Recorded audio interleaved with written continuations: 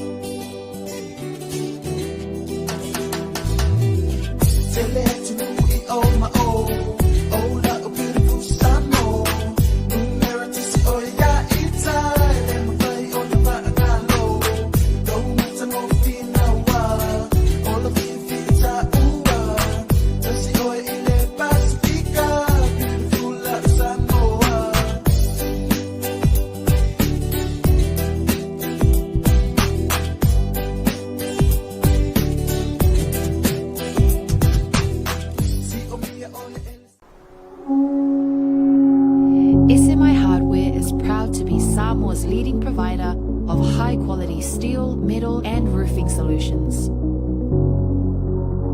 Colours inspired by the heart of Samoa, from the deep blues of our ocean to the warm natural tones of our fala and tapa.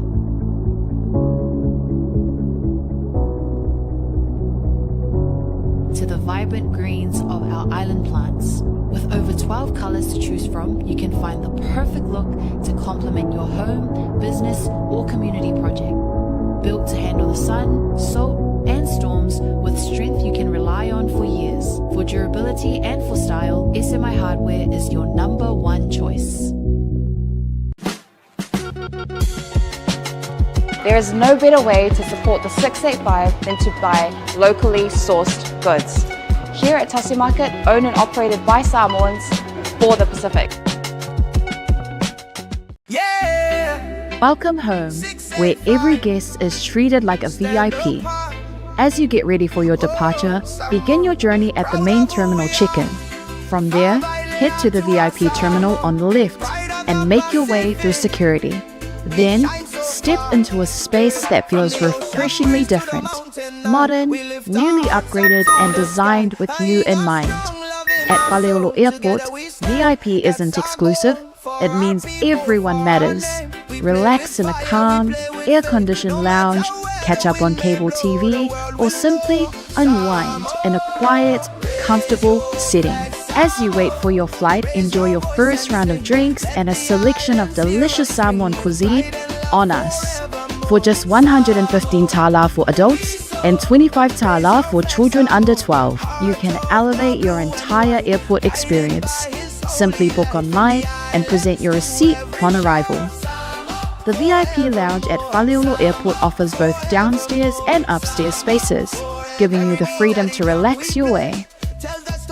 Whether you're sending final emails, joining a Zoom call, or just seeking a moment of comfort before takeoff, this is your place. Talo falava and welcome. Keep the flame alive. Some more strong, we will survive. Yes, 685. O le Oz Pacific Funerals na whaawai le tasi le afe iwa se lau i wha Sydney. Wha mawina o le lua i au unanga o le whale maliwa sa Samoa ma le Pasifika o whaawai i Australia. O lea ma u mia sa oloto e tama whanau lawa Samoa. Ua silia ma le tolu sultau sanga o lana tautua wha mama avenga mo tātou tangata. Ua tele leanga waa i le whaafuaina o lau unanga ma ua matua fo i le iloa i le tautua.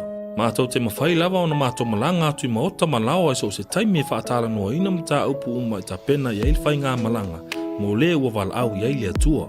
E ave se eili atua tu vale ma le mautonu a inga whaanoa noa e le a whaina po le hali taimi.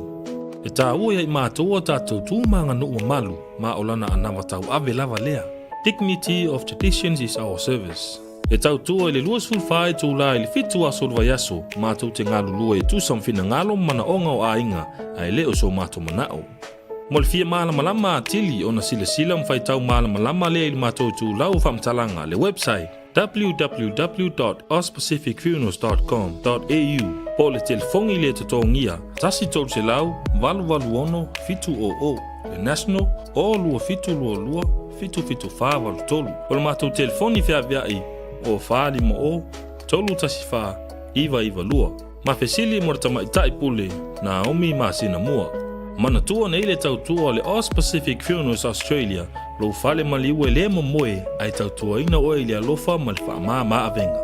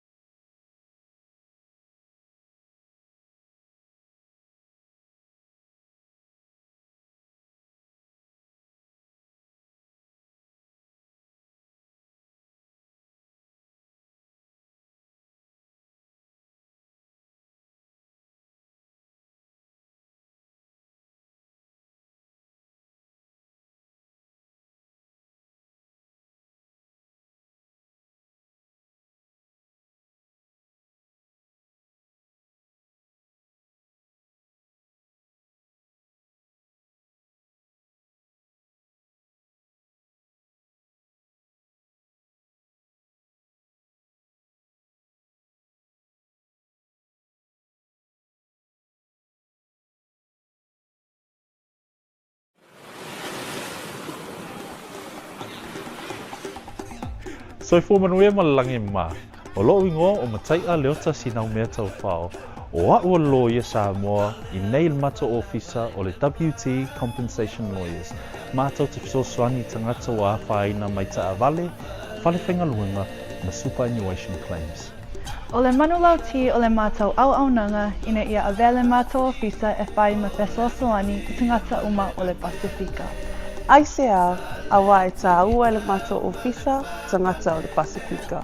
A whai o e se tangata e mana o mia se fisosoani, wala au mai tato ofisa nei Brisbane Australia le o fitu, tolu iwa lua wha iwa lima wha.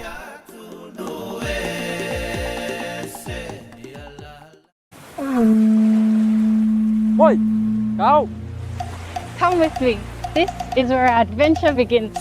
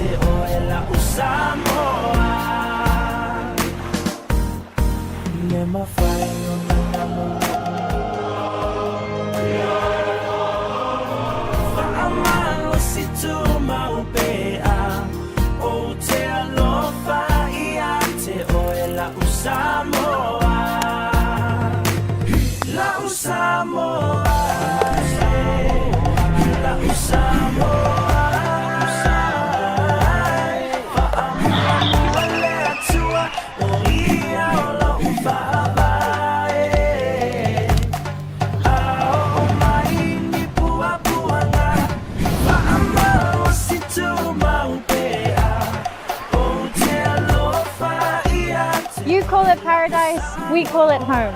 This is Samoa.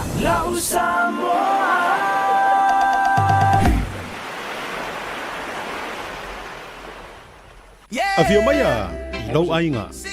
Le no fuanga e matua fata waina I so ostangata. Au e fata pena I mono tu wa jato, siaki mo pe balanga I le malava le tele. Ona e anga ine ilo tu to vandi, o lo o yai le tato VIP terminal. Ma e whaanga solo ai loi le security. Ona e ulu whalero lea I se vai ngai matua I maa hofa tele lava lona mātua fi. Le whaleolo airport VIP. O lono winga o oe o se tangata matua tahua tele ia te mato. E te se e le malu o te tonu o mātou potu whaatalitali. Ma mai moa I ata ti whanga whaafiafianga ma so o se porokalame I a mātou wala ata ese. O au mea inu uma matau mawha Samoa ese mo re taimi mua. E te tau nuu mai ai. E le eisona te tomi a o whaatalitali ai lau whai malanga ese atu. Ko nei whamarianga uma e te maua I le na o le se lau sa furu lima ta la mo tangata mātutua. Ai lua so mara lima ta la mo whanau I lalo se furu lima tausang. E paulawa le mea e te whaia o le te tongi online. O na whaani leo lau City I le taimi e te taunu wai. E te whaonga ina so o lana se whaenga o le VIP I le pito I lunga po le pito I lana. Mo au whanotanga, Zoom, ia po ni mahalo longa popua o ta pena I lau whainga amlanga. E sili la valo ainga mon. Le Whanaiolo Airport VIP ko. We will not hide. Famalosi keep the flame alive. Some more strong we will survive. Yes, it's safe.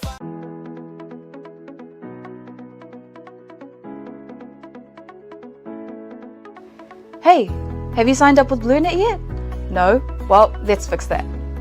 Head over to www.bluenet.co.nz and hit Join Us today. All you need to do is fill in your name, date of birth, phone number, and a few other details. This helps us get you set up faster. We'll also need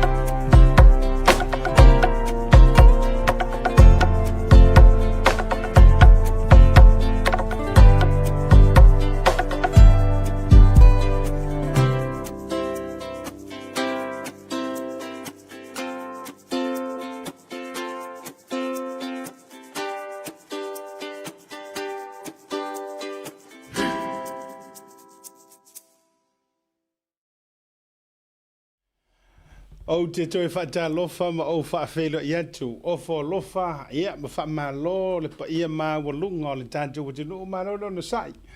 Ma lo le whaatoa toa, ma lo le pale. Ia, i le nei fwoi vaenga o le afiafi o te longa, ua seki ka go testing 1, 2, 3. Le lofa ma le aga lei o le tātou ma teisili le langi. Ia, tari tonu wa sau le vaa na tiu, tau mai le vaa na tau holo o ma maubea lang o le vaa na whaua fo lau. Ia, wa le soifua. Whaafua levo si o tātou utino o mai lava i o tātou te itai. Ia, o te itai wha le tala le lei, o te itai wha le malo, ma le atunu o te itai foi, tonu e kālesia, e meisi o ainga. Ia, so si te itai wha le whainga ruenga o wha la potopotonga, malo le soifua manuia, malo le langi e mama. Ia, le ngā kongua. E mā nei, le yo hau le kau hau kula o producer. Au le kau hau kula o producer fo i le ia ngai paten ngai kau omi aku fo i le a o le fo. E mawhai fo i ono tau reading a mai ngā ka kwalanga a o ina tatou wo le ngangana wha sign language. E tau fo ina le mai ono tau reading a mai ngā lips o le whai por kalame. Ia, ai malo le ono sa o i o kei loai. E le hei se mea e masepur ka kua fia. Ai whaaftai atu le ango le tātou por kalame whai whatasi. Whaaftai te lo foi, ia o lo tau nau ta inga. Ia uko ke pole, o le producer le waiai. Ia o le matua producer o saunga producer. Le ua matua, ia ai paua le mea le producer foi lele o le tūlanga o le mea e o ai ona tama ilima i o i mona mata. Ai wala ko ke pore. Ma kua se kueli ar ka ko producer le wa yan. E le o to yese Filipingo e le malama. Ya, ore ko yese se niwe ore ko yese fiki. Ya le wa producer la varsa mo. Ai malo la valo no sa. Malo fa to. Ya, so i fu mo foi. Sa valiga de va ya so la so summa tasir masina o uni. So matasit na yo la so tofi. Ia o le masina lona ono le nei tūsanga luafe lua se furu ma le ono. Ia i le sāvalinga si o tātou waturu o i le whaingo fie. Ai wha malo atu. Wha malo o nuke aka. O nu whai kaunga kunga di kele o le kōmengi. A vai a kunga a.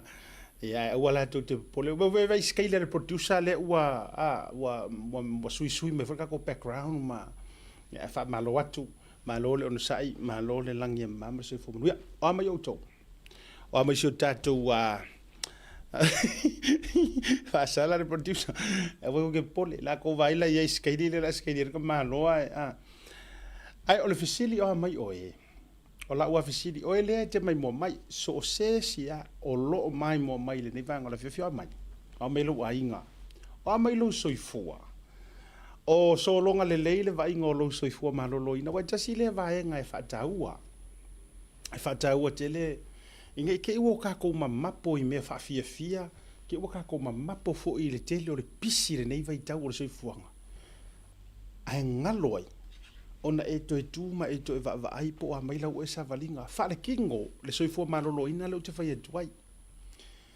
Ele na male la ina le alu o le maliu le alu ingei e so sesi o aso ia peina le lua tu ai ngā maliu o nei tangata sa mamafia o ngai kaka mā kukua fo ile le wafu ro lato soifua ia manisi ono ni fala vela ve fafo se a o le tūlanga le wa luai ka ko ur kaimiringi ai o le fato atau nu sa o le upule tau te pisa so o ai ua fai le pula fai le moko fai le makua a o le aluna le aloi pi tau tere na fai le moto e tele maliu e maliliu e unexplained fu le ropo a mafuanga ya me se fu to tele le tala vo tau ia lo masa salonga vo le ever since nga fai ka ko ku yor covid ya pi wa tele ma meo ka ba foi fa me mo e tu wa vai tu foi tala anga ma yo disi ke o mo e ko ma tu lo maliliu ko ilava ya tangata e malolosi o disi na tangata a o mana tuai o mana tuai al te miri nei e mo moli e tele atu wha mai senga I si tua whawhine tu lou le fionga le wharetua ia luma tu I vasa ia po le wharetua o le whawhiangainga ia el saia I nai Las Vegas ia o le tamaitai po le wharetua ia luma o le malaga mai le fionga sio matonu I lau lii ia mai se fo ia whangaloa fa mai se atu le nganga o le tua ma momoli atu fa ma fananga talo fai o le fretua ia luma ia ele to na male la ino se alo fa sino le fionga ia pula I po tu passa fo I lauli ai ia tu vasa manu ai talofa ona o le ele matua so I fu tu fine tu lo le fionga le fretua sunga fa fiangainga a le pi folinga mai na tawalunga ia le usunga fono I malua ina ua maliu fa fo se ilava ia mana tua mai te mile sa ma malanga I male fionga ia vui masina mua senga fo lava masio fa tua Naomi o ina tawalunga ile ma tu wa sa valinga fo ile ala ele to na male la ina le tau sa ilinga o seleni a o fo fu ai mole penga palo tatele le fionga ia vui ole no fonga tonua le po le stete muli le na mato tawalunga ai na fa mautu fo I a au ma fan no sunga fa fengainga ma fa tu ya luma sunga fa fengainga o le tua ngane o le fa le tua o le fionga ya vui ya fa mai se le nganga o le tua ya ele tau avatua sa mato tala siria tu lo fionga le tua o lo la ngaina ya malua tau ala ngaina ai se tala ya fe atu tatou te tinga lofa fatasi mo tatou fa no fatasi ma fa vo fatasi ona o le maliu fa fose o le fionga I le fale tua ia pe ia le o toi tu va tu lona tino maliu I asiolato no fuanga I Las Vegas ia o le fo yo o ia ma o ia tu le fionga ia voi ona o le taimi ma le fetau I fo ia ai le mafai ona fa ngalo lo luanga le fo tu sai fo yo le fai ngā malanga tu ia ma le lau fong fia ma le tali luma fale fata mali I sa tatou fea ngai I fo ia misel pa I o le kalesia fa mai se leo le nganga o le tua nei fo I taimi fai ngā tai lau sunga le fa fea ngai ngā misel fo I o le pa I o le kalesia a inga ngalua bo ma au mea mai masani ia misel I la tau tangi mai yala especially fo ia sio tua a ia ma le ainga sa tui vasa ia fa ma fana fo isi o sister in law ya ata tagalo ata tu vasa wa sion nisle ia ma se fo ia to tele pa io ainga sa tu vasa ia I lauli ia ia no fa tu a fe ali tato proclame o mana tu le vaenga ia e fe ia tau te fa mai se a fe o se so fa na tau te o fa mnuia ma ai fa malo atu Whamalo atu ma o folo fatu le vanga o le fiafila mataina o le tātou purkalame. Ia. I lātou ma lava o loo mafuta mai I lunga o le. Peau mangalu o le ea, lunga o le YouTube, a me se foi o lunga o le tātou Facebook Live. Whamalo atu ma, whatalo fatu ia te outou. Ia ile nei vanga o le fiafi. Tali tonu a le wha moe, ia o loo so longa le lei mea ile anga le lei, ia ma le alofa whaso mai o lo tātou matai sili. Ile langi. Pawai atu ina inisi o tala mai a mātou New Zealand, maliu whafua sei foi, po se whalavilai whafua sei le maliu mai ia, se tasi foi o tala vau po le atali, ia Michael Mataese. Ia o te rofo ele to tau foi atua sa mātou, tala wha mai se le nganga o le tua whalavilai whafua sei ma me tutupu, e mo o mia ai lava lo tātou mataala, mai maule nei tala vau, Eo, mai maunu nei tala vau, mai maunu na soifua e le itaitai, ia ai o se whaalawelawe le pe fōringa mai na paua I lalo ma paua tu le sami nai muri wai. Ia ma umawai lona soifua. O le whasaonga o le Foi News, ia o te lo foi o te lea nei o tātou na tusia le tala mua mana inisi o tātou whare whaasalalau mai Samboa. Ia o te lalonga ai ona o le taimi lai felesi le news manai motunga awhai pi ele ato ai ona avatu nisi. A o le wha ato ina o lea whamatalanga o le atalii ia po le uso fo ia Michael Mataese e le I malanga maini ngā luenga wha taimi. Mor si le fia tātou ai o ia o se tama e nofo mau si te seni fo I nei ni usila nei so o le tama whanau lava fo ia Aotearoa. Ia e ona o le tama e fōringa mai e iai ona ainga, ma ona tausonga, ma uo, e fia fo I e vanga ia I lātou fo ia lea e maasani le toa telo I lātou malanga mai ngaruanga whavaitaimi. Ia le pei wa tau taa ina atua ia mare soi fo ia me se fo o se whaamatalanga I lea tali I whape o ia na sau ngaruanga whavaitaimi. Ai lea I more whaasa o ina. Ia e lea I o le sunga ia Michael Mataese. Ia o le tama Samoa si te seni New Zealand no fo mau fo I nei ia wha mai sele nganga o le tua I wonder pe po sesi e tau ainga ia the Mataese family ia madou I Papapuleia ma I oe I nā le latu I sili ia a whai ele nā ia wha mawhanawhana fo I le nganga o le tua a whai ele ai ia tātou te maua lava le loto alolofa ma le loto wha vau ona o mea ua tutupu le soifua ma le ola. Ai, o le nā, ia leo te vai atua I na iata ia. Ia, e avatua whaafautuanga, o la ua lea fautuanga o te loa, o le taimi nei, o le taimi o whaingatā, ai leanga o ke whai aku, e eisia tali I fo isa o tauina isia mato lau mua lupe fo I vau esi. Lena o fa mai se tu fo I tau sangan te nei le fo ina male mo sami se whangotanga ma mali wai. Ia o ele uma la utu umusu ma la ufangu watu fa mole sa mo ai le tunu peli. Tātou ia au fo ina ia vea pe an over tu au ane ia vea le masani ai. Au ane ia vea lo tātou masani ai. Ma mea fo I ua kako fa le ango ai. E ono tutupu ai ni fa lave. O le alu wingo o whamatalanga, au fo nei whape o tātou masangi lea makawhanga o runga o le papa lea kere ngō waru kāila ofe o runga le korokolo lea o le whakausiusi unga lea o ia e tele na matou inu. Tulo whalau e tele lau tala. Mpe moke o whaiesinga maka mai barbecue, ma matou inu aini nei whanu, ma eva ai ma whaasavili ai. Aua nei fo ilele ta ina ai o tātou le nganga whapea o le spirit fo ilele o le watu familia. Watu familia rice fo ilele se mea. Wa le ai lama se whaaleango, wa le whaitete matulanga whapena. O le winga lana e whatua ila utala. Ia, mole Samoa le atunu pele le loto e pele le nganga, pele le fatu. Tautuang nā ma o tōlo tō sānga le mu.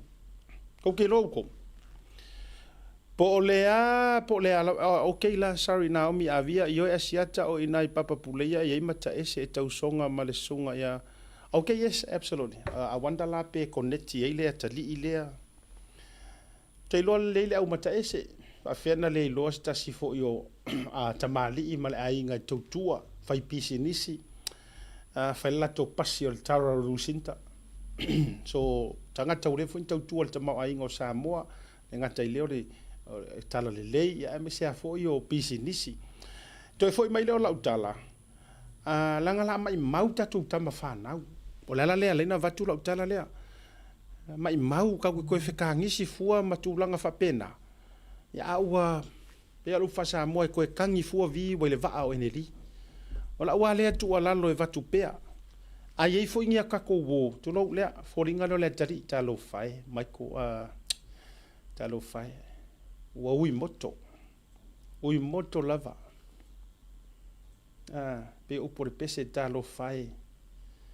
I lau fua rosa. Wa ui moto ele I matala. O wingo ia upu. O le I matala ele I matua lona soifua e tele. You know, tele me te tau ona hao ngā ia I lea talavou ma lea tali. Ia e peitai wa ui moto ma wha mata pupu ona o le tūlanga lava o le tātou whaatamala.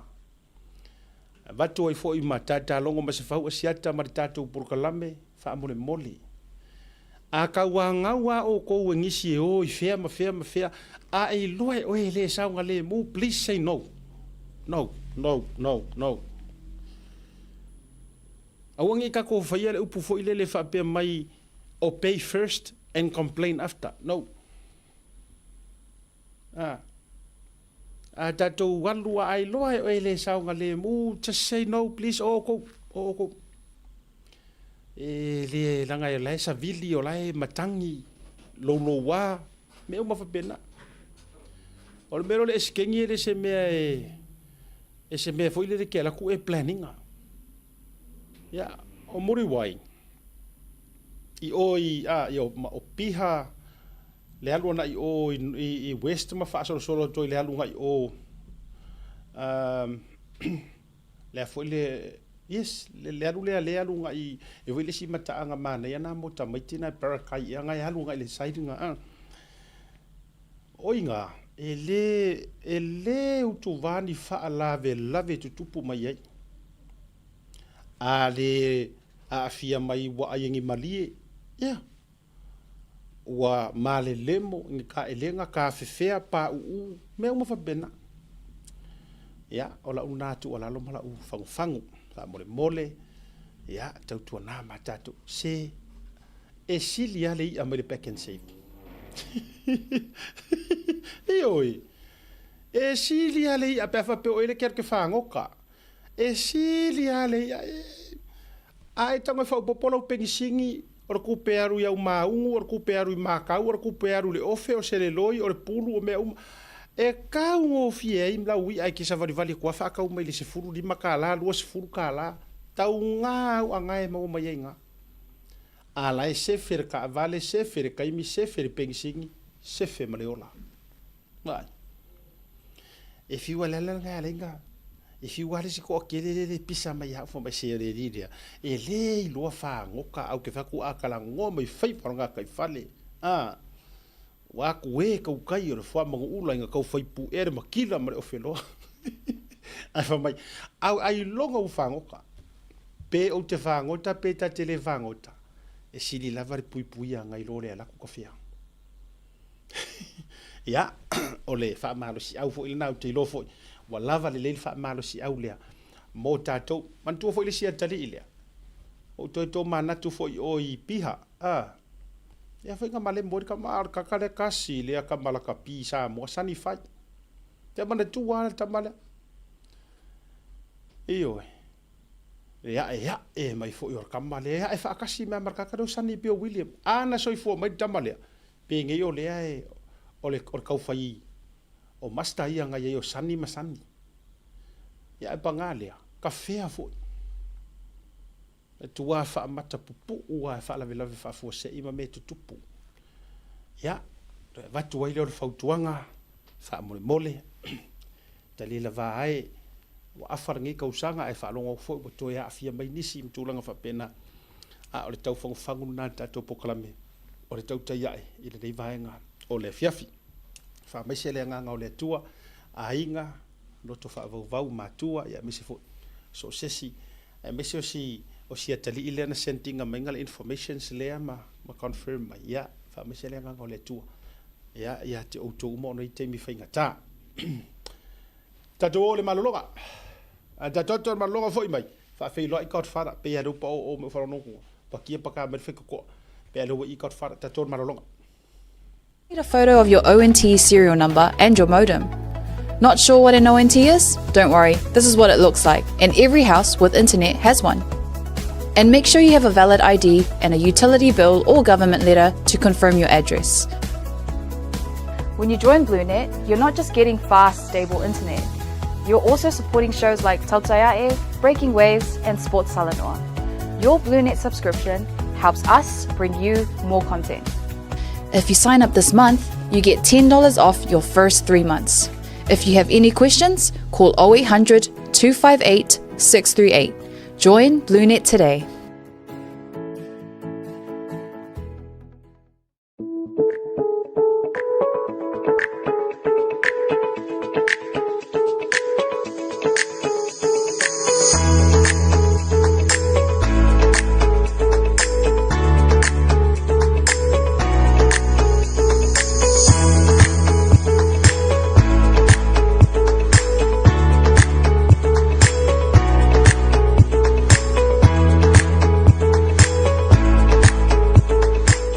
Mo le whaongaina o le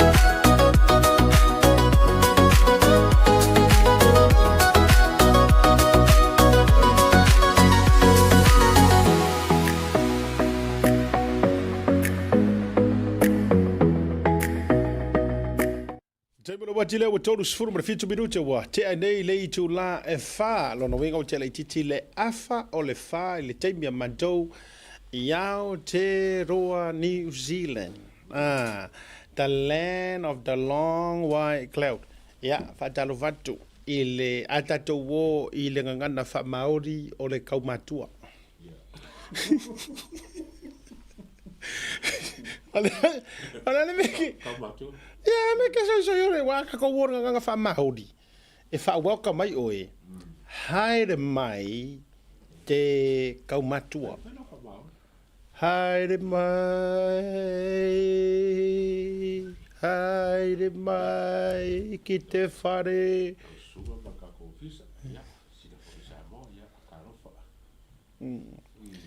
E vai le o mamangore nga fa mauri nga kuso le kaumatua. Ia, lei le makua foi. Ua pula la ngoto.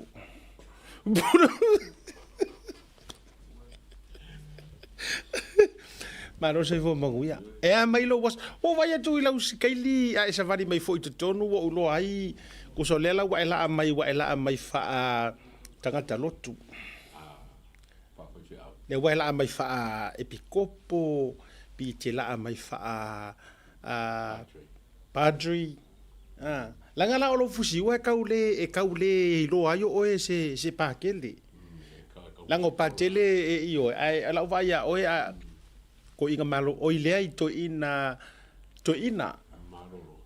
ele ia manolo na ngolo kasera vai ke ofia manolo alto foi lele o sea to ina fatonu nga ko fa kongu pisa e usu fono i malua malau a e a baile ne yaso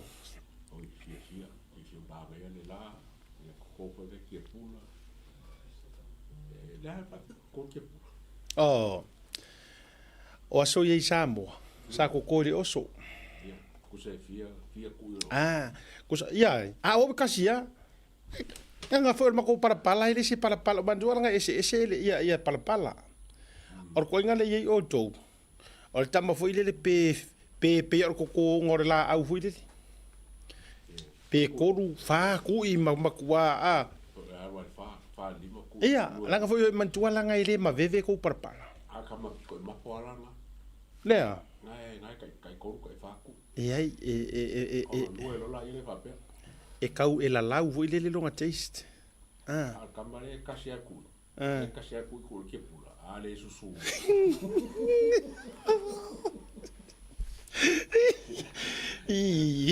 fe pingi au meanga pingi na au mean oinga se ku ro moka oinga me ya orngias leila nga nano tau fai atu ole me e foi le fainga ta ya oe langa o te sau mai le fio anga e kua nga kai fali ku se ku ke le kua se vao e ku ke kua nga kai fali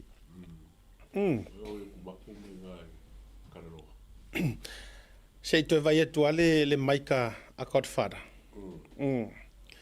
anga leu ke ia ona sai me se itau se kau ko testa ko le volume le maika sunga ya le atau langole le wose ki se ko test mai la lau mai kaslo ko wai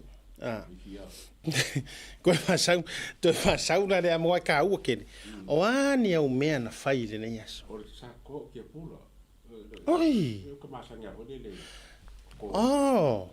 o kama ngai ringi o kama ke u fale mo lo talo la au ke u fale ai ni ku va ko mo kalo ngai mo kalo ai rali ku va ko mo kalo fanga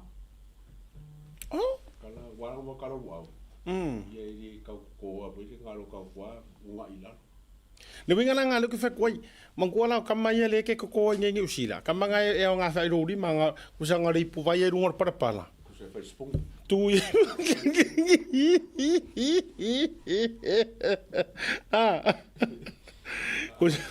lo que foi a cosa boca nga ko ke pula la ko nga le fa ko ya wa ole oso ele leio lo mai tau le leilanga e tau fuina e loa le va o ke pula ta sira na me wo ke ropo ile ngofo a oi ioi e te tau ana e loa ole alu ole oso ele ko ko pe ko ingongi po vodi foi ngai po le ale langa na pe ko fa langa wa ka fa nga lo le oso le yo ila a foi lo te tala no adu ese tatu para pala ese o aula yanga le ku ai lalo lue Alango kau au e fua iai. Mana tu e te le fua e le e fua maro rosi o kau au.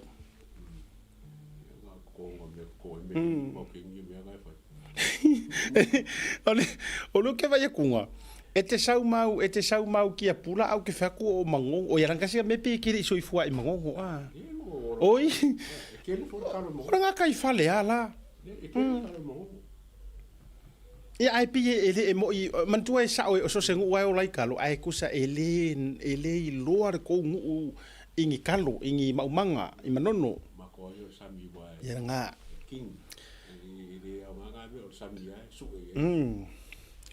ya le Silvia Dual tato producer. Se tau mawhai ele tato leo le tato maikia Godfather, te rona wa, na wa se ki lava ma, ia, a e kalangoa mai lai te au mo mea o kifi, o alongo, o mo mea o muku, kamalanga o kou, malauli,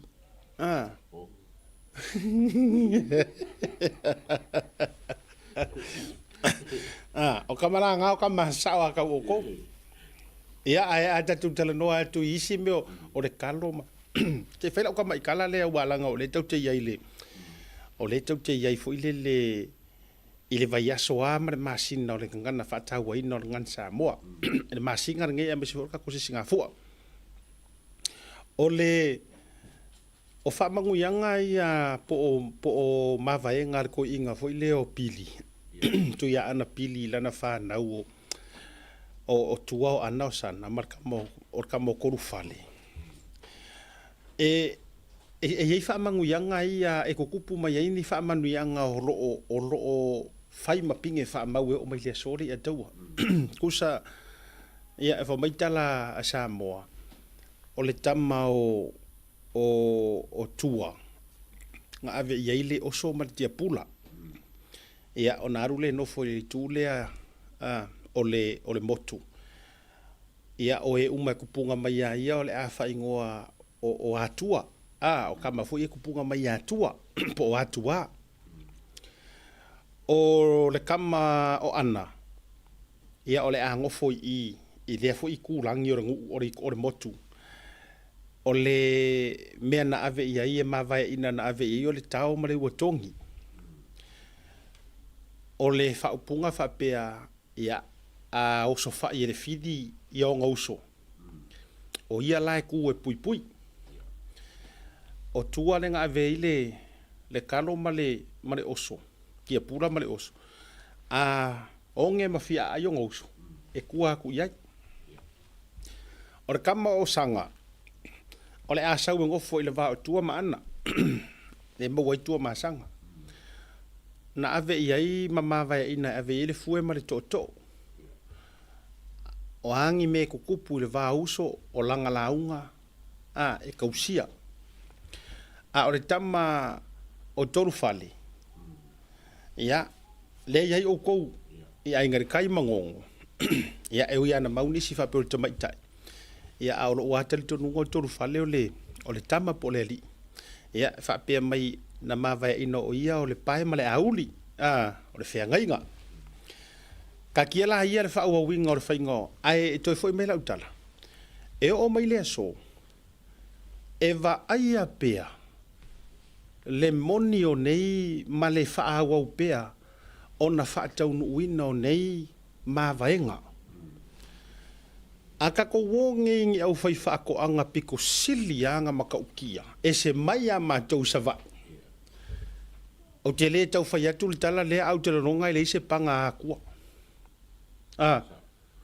Fale a lili, a le paka, le atu, a kua, e le ingi panga ka mai ai mo meo, le a whaitau te vai i container kalo le nka ko whaiangi. La le kalo mai fale a lili le nga mai. E date, o le wingo le tala na wha wina o na wha mausali o nei ma vaenga. Tata wo mai a ana. O le tau mali watongi. O ke whai akula ukala. O le tele o tala anga o taua. O kamasa ili malo o koa. e ko kupu ku ia anga ai a ho fo I mia ka o se yungi piko silinga fia kamare ole e fa kala iki ya tole e fai mayungi a pia ma a wa kama fo sole ele ingi yungi piko silinga de fo so a fe tawi pe ele masang ya fe tawi ngo fo a di fa si ko so saka pua la fa ko pe ele masang pe ele kasi se e lo wingo fa talanga pe e tau sawa ia to tonu tu langa o meia ono me na ma vai ina ya o fa ko masanga ya o inana ave ile fue male to ya ka ke va ya fo ila e me le wa tua ia wa tele ina tua uma me fa le tau langa I le lau mua ya o ke le au kai mi ka ke va ya kwa ya o ma fo ina yo na po ya a fau malo har far ko masang ona o le u fa ta I malau mua o me o ma vai ingo ma o me na ma vai mai ai ya o dola e pe to te se fa au fa pai lava ma to pe to te ta ya le so ma to se fa au fa pai ma to ai yuli ma to ai pe wo ka wo fo ni ke mi pe wo ko fio do vale fo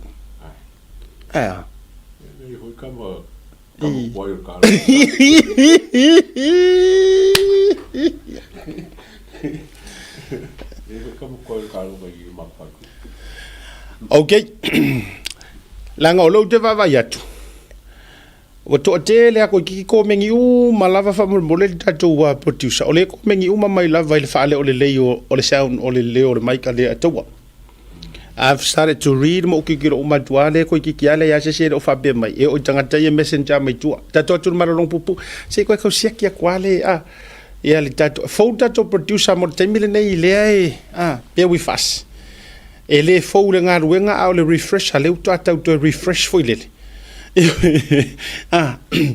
ya ai tata to te sia malolonga ona to e fo i maila ia le ai ka ke yo ya ka ko real issues e tauna se kiere mai ka le sunga le ta to malolonga fa mbole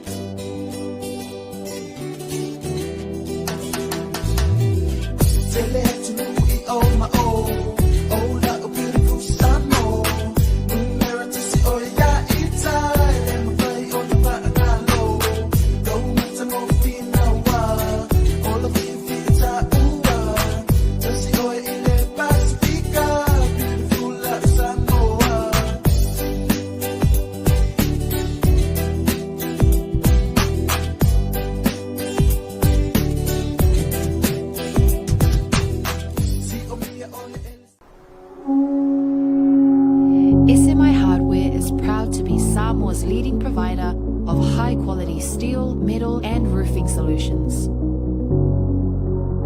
Colors inspired by the heart of Samoa, from the deep blues of our ocean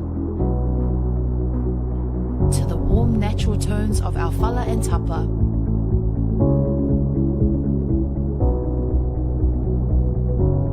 To the vibrant greens of our island plants. With over 12 colors to choose from, you can find the perfect look to complement your home, business, or community project. Built to handle the sun, salt, and storms with strength you can rely on for years. For durability and for style, SMI Hardware is your #1 choice. There is no better way to support the 685 than to buy locally sourced goods. Here at Tasi Market, owned and operated by Samoans for the Pacific. Welcome home, where every guest is treated like a VIP. As you get ready for your departure, begin your journey at the main terminal check-in. From there, head to the VIP terminal on the left and make your way through security. Then, step into a space that feels refreshingly different, modern, newly upgraded, and designed with you in mind. At Paleolo Airport, VIP isn't exclusive, it means everyone matters. Relax in a calm, air-conditioned lounge catch up on cable TV, or simply unwind in a quiet, comfortable setting. As you wait for your flight, enjoy your first round of drinks and a selection of delicious Samoan cuisine on us. For just 115 tala for adults and 25 tala for children under 12, you can elevate your entire airport experience. Simply book online and present your receipt upon arrival. The VIP lounge at Faleolo Airport offers both downstairs and upstairs spaces, giving you the freedom to relax your way. Whether you're sending final emails, joining a Zoom call, or just seeking a moment of comfort before takeoff, this is your place. Talo Falava and welcome. Keep the flame alive. Samo strong, we will survive. Yes, 685. O le Oz Pacific Funerals na whaavaina le tasi le afe iwa se lau i wha Sydney. Wha mawina o le lua i au unanga o le whale maliu o Samoa. Te bulu wati lea ua joe 5 minuti o le jaro le itu la 5. Ia. Te loe ta 5 ia ili ta fisoteinga. Ia i Amerika. Ia i le mafutanga fo ia le tatou Victorville la mo le sisinga fua.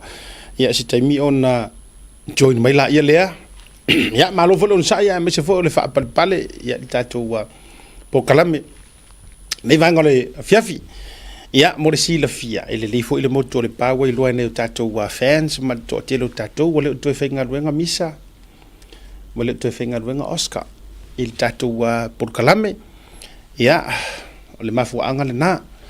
Ya wa e ala yona le fo wa tau toe kiki asa ki le ia le tatou producer le ia Samoa. Ia wale le fa le ia le tatou por kalame. Wale ia fo le Filipino ma ia ai mo le fia o tou na e tou te fai mai e ioe. Ia wale to fenga luenga ia wa atu ana i tamana ma mo atu ia te loa ia. Sei te le lopo a feto e dai le se mea wa o fo ye tamu faio la ua ainga te le lopo na wesa Oscar fo ia la wesa mo I think ya mo si le fia fo el to tele Oscar ia nga lue mai Samoa ia ai ona o le sata fao mai ni ia mo si le fia ia le mo wa va no ai fe mai ia so swani il tatu ofisa ia ai o le sunga ya misa ia ia to si le fia fo ia wa malanga tu misa ia te lopo wa faise poroke ki misa Samoa po sana fato anga Samoa peki uka ko vai ku fe minkang kau kalor ko malo Samoa i tatu wa container si fe me Samoa ia mo si la fia ye le to tele tatu ai li ato ko test ke sia lo mo ke longa bo se ki ia ia ai tau tele yo tu tele lope te wa join my on time le tatu fatal no nga mai America. Ole vaenga lea na o sailia antu ana nei on au vava ia tu news au mai Samoa le observer. Ole tu langa foi le na faali mai ai fa pe mai pe ya o lai Samoa ia stasio li le to duai. Ia ila to fa aurulu ia le vaenga foi le ale coconut cartel.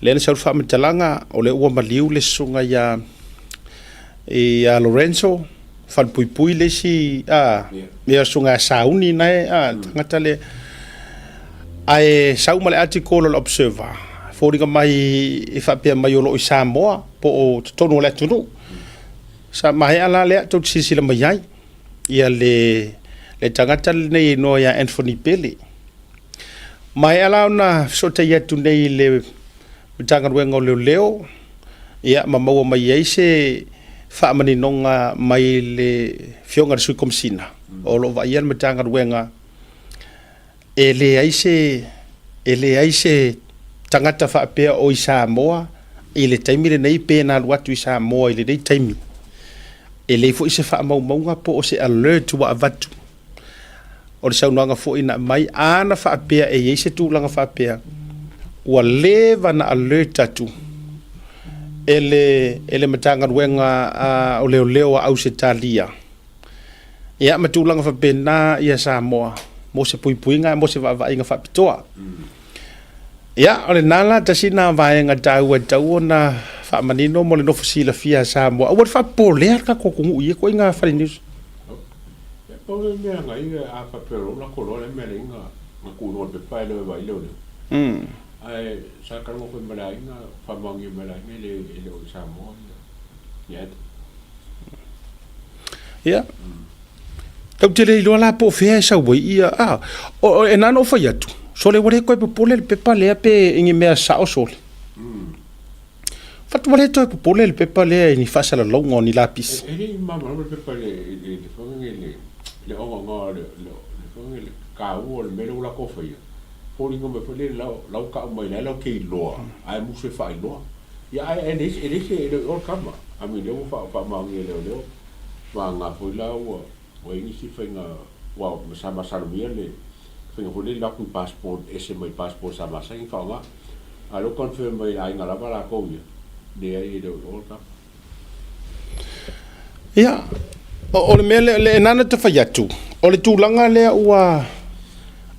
le o tusi mai ai news nei o tusi ku sa wale ase se nga ma me fo i o lo ka ngofo ma faku ka post yo ka ba fo nga mo ko ngirunga tu sala me donu ale le o fai le tu inga edita po le ko inga pulele inki afiki le o fai nge sa mo ma tu fa la pisi la vai le ingi ki ale ai fa nga ai nei ta mai ti sa mo ka kusinga and I know for yet this is a very very serious ele se me ya o ingi au fai news pepelo i meia ai ma tu ho fo la vale loto ai ole makanga wenga fo yo leo ai ole se fuanga fo ia le ele ia ja wele o se sawa ina le ole freedom of press ele o se sawa inga ai ole faisa o ole mesa a ma fainga loka isi kangaka ile me ole fai kala fa kupu pepelo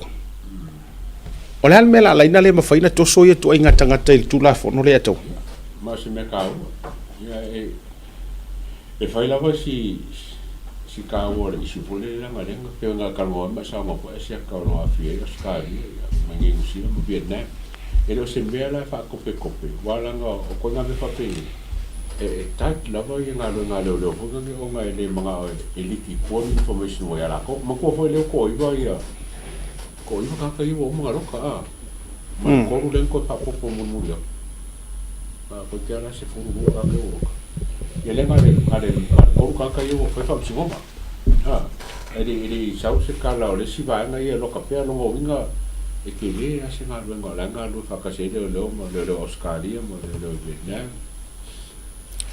mai o le winga la utala ele to ye ele ai se me ta tu te pe rush po le lava le nga ele nga o ka ko le so ma ka upula e ko ru ku u ye triangle ile la ko so nga Vietnam, Australia, ma Samoa.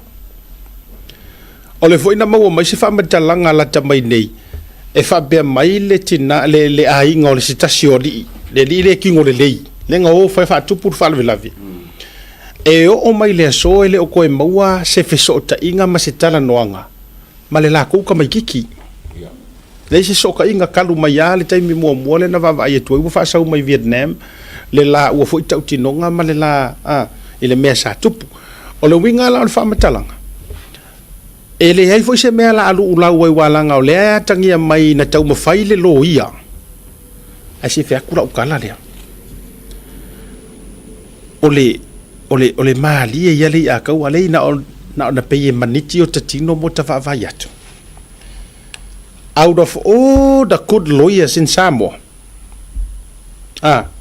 out of all the best lawyer ke longa useki mai le wa okay mai ke roiska kaya fa ko jump in mai lungo le sum o lungo le tato por kala mele le fa ko mai lunga le mai to mata mele amtanga le so anyways langa na distract kai mama fa fo ngol tato matato fa so on tele fo yo le to tu mai le yo le me o le wingo lo tala le te fa ya tu le tu mai le kele o lo ia le lei ko kongo Samoa lo ia singia ai punga I foale o wadi ia fa nga me fiu le misiu le lo ia o lea e ku I so o se kaimi keisa le HRPP. Ai mama. Ma ko yo ele ni case ke kele le mission pa. E fou langa lo ia mana tua mai. Okay, so ka kala ia sa kele lo ia. Na paua keisa a le mission le ia inga o defamation. Ale wo na le paua io anga cases nga ku sa wa kumu mo meo fai ka kala mo meo defamations.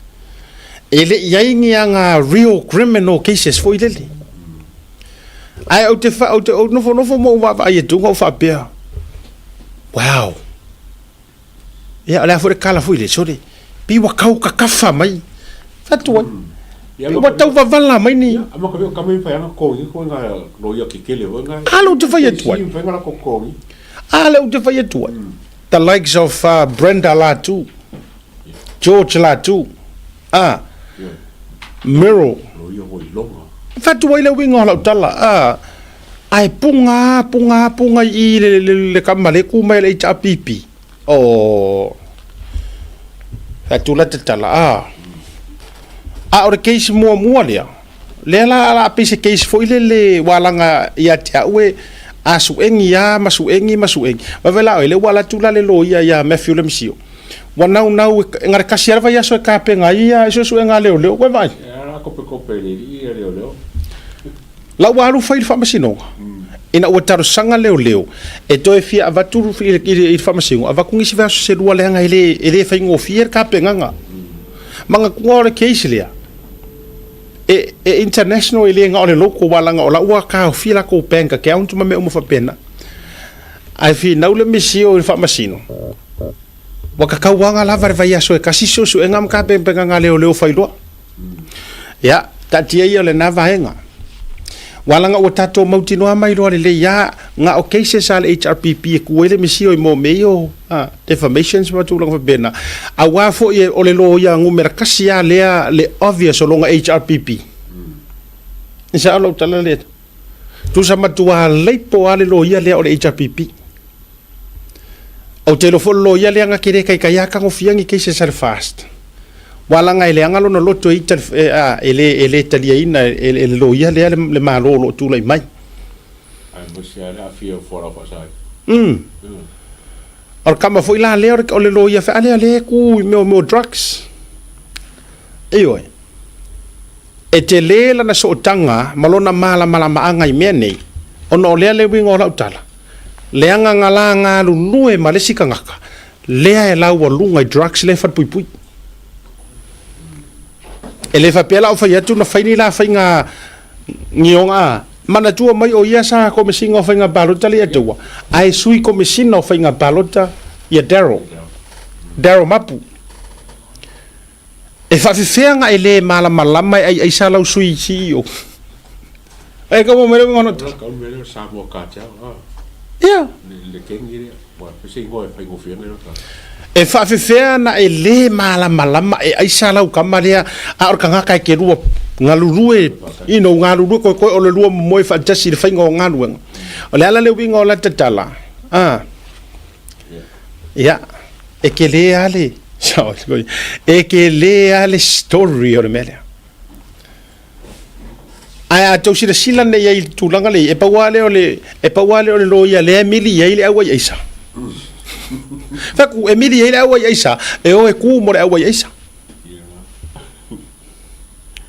Wala mamro mo le me e fai. E na ta fa tua. Awa ele ya se o Emily ele awa isa foi le mame uma. Ya, ele se ma tala le o winga lo twa ele se la utala. Olana sui komesina, pe fa pe to fa upu. O fainga palota. Ia sunga ya Daryl lenga mawayar kay minga fa ko au makul palok. Ai le mo voi.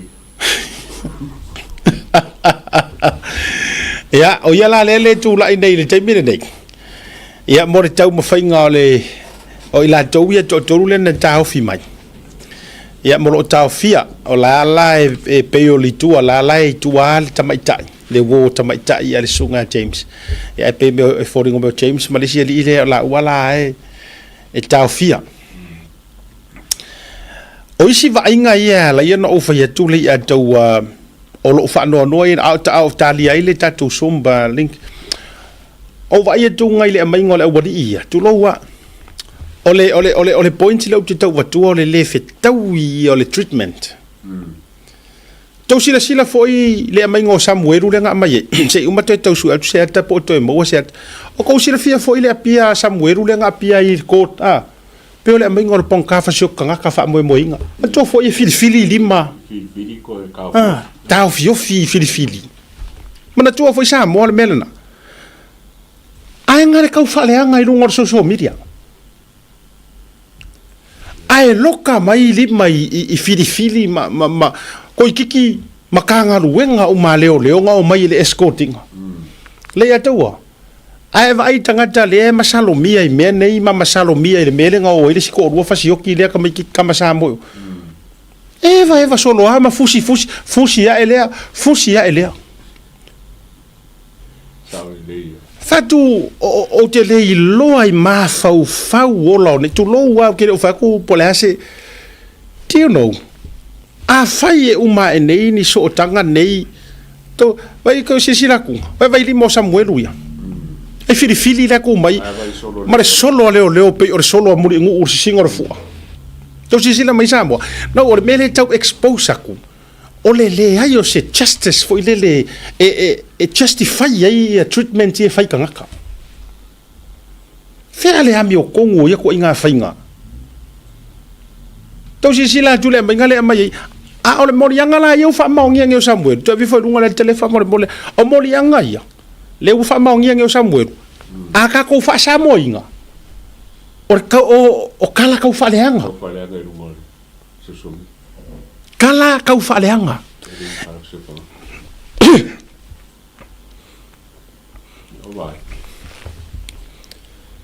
vai solo sa le ia o kala ia na fa nei e Samuel le kala fa la maquia se soi forces wanga ia kala inga wa ia i kulanga le wa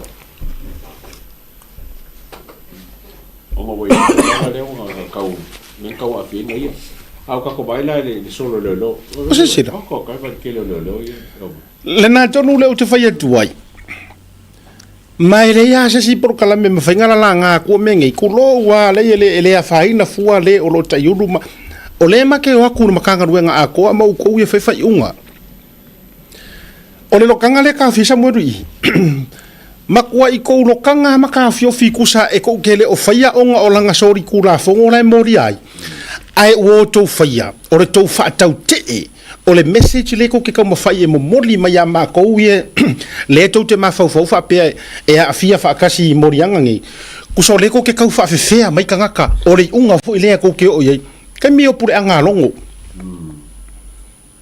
o le message nga le ka mo fai e mo moli mai o le fesili lai ma fa ai se anko le lo ka ili mor kamalea e ile video nga o vai ko inga safari mai ya fusi lang kenge wala nga le o ka ile o ka fia sau fusi le si ko inga o ai ai fia tap ye do you know le a dawa le leanga o le maka upule kalo sia fa fonga mai le kulo le fionga mingska por fionga palmia kalo sia fa fonga mai fa urulunga maka ngaruenga to te lo le leanga ole tulanga le ta ko vi fonga le ka o tamaia o le wali ia mo liar ke mingai o le masalo mia iso o kanga fa akengi o le ko inga open space le to sisila mai la to vatulu le ya tawa e ma faya nga ru ku kanga ka ko le fanga I le kamaria mana tu mai o tu inga me fa pengi yes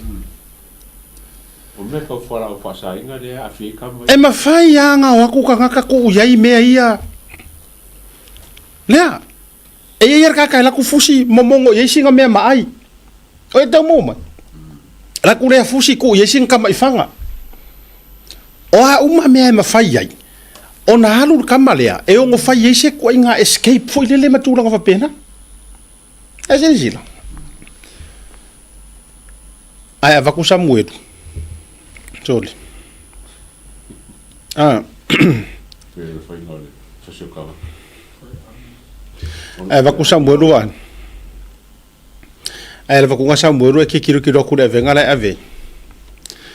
E makaukia. Piska ka hole le la sola, piska ka hole le ko sola. Ma do sila e isia u so tanga na ma tala no ai i course fa pene. O le si kai mi le atu. E fa pe mai. E le o iro mai re come singa makanga kala i kai me e fai i. Yes. La ngai mana tua mai. E a mai le escort lea. E a mai le escort lea o la e mai oyu. Kusa e mai u kai kang malala. Na mai le fai e i fa atanga tala wa in place lo ke fai fa ko ngomea. Mana tua o la ua umana avere fa atua ngai singia superintendent o saking singia o ka ai ko rua uma ele ranks o le lunga o kama foi la ngai fainga ko foi ungai la te foi fa tonu ngai ke le foi ar kai mi ka mau maka ko fanga ko ngai lunga ai muriangi e ia ma ula le but overall kau kere lopo lea po fe ka o koi o ai afisi o ai fafa a o ai fo ifa savali Ni la vai asa pini singia la no ke vai ka mo mala vai ko le aso mo le aso.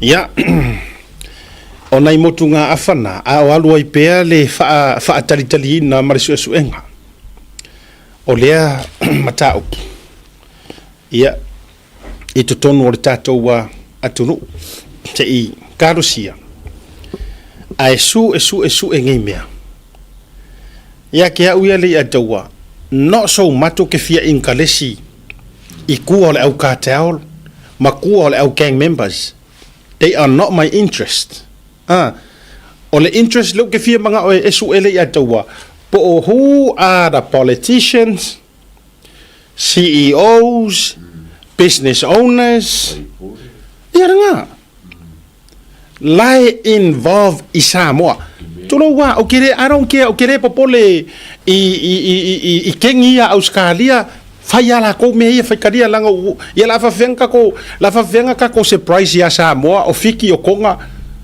wa ma drugs lo America la ko life if you want Donald Trump lai sao ai ko kongu fai ngala au Mexico so ia dia not so much kau ke fia inkalesi fua po ai le au the real o ai nga fala au le ia de ka inkalesi le nga ko ngwa o tangata ie kau ke inkalesi ai o po o ai ngi kangaka mau ke o fa ko HRPP mo ke o fa ku o fast boy le nga ma fai fo ia nga e fast e ma fai fo ia nga e kingo ya e sau ai ke leo ya Jacopo e ma fai fo nga e sau le furfuru ma mo au ko kong or ma kwaru ko fe ai e sa lo ka ya so ele ai la se me o ele se fa por kiki de melia a o le mele ko ke fie su ea po o ai kongu kangaka le la ko ke so kanga me that's it